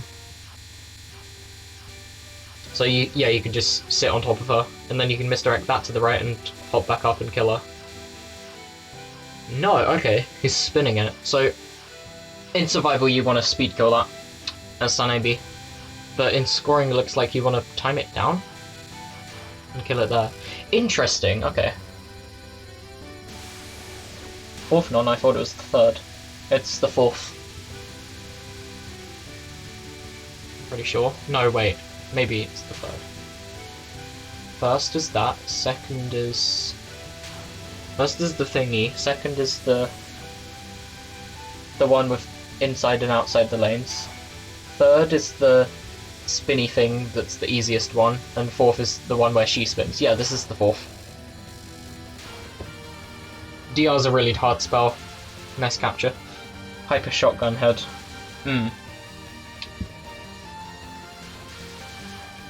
Tasty. Superhuman. Something about going in the bottom left corner just works for this spell. I don't know what. Alright.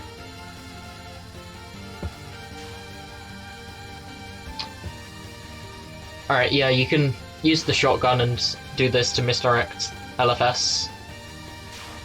It makes the things, some of the amulets go upwards, which is weird. But yeah.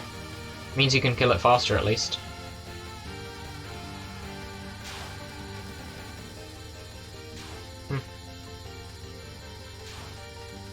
I don't know if it's worth learning the misdirect in 1cc though.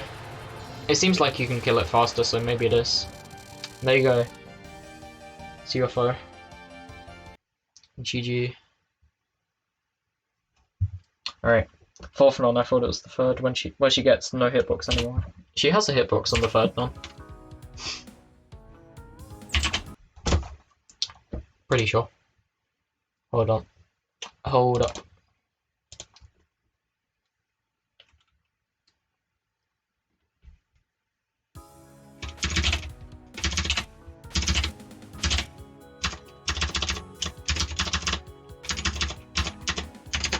Hold on, can you see this? Alright, nice. Let's test. Oh! No, wait, she does. She does have a hitbox, look. See? She loses a hitbox on the 4th non. Knew it. Anyway.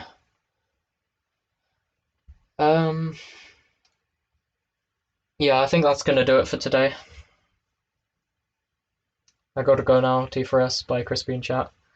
Thanks for sticking around. Yeah, I'm ending stream anyway, so... That was fun. Tomorrow I'm planning to watch some other ones, like TD, DDC, Lork, Sifus, and Mugok. But yeah, that's gonna do it for now. Thank you for watching. See you in the next stream, hopefully.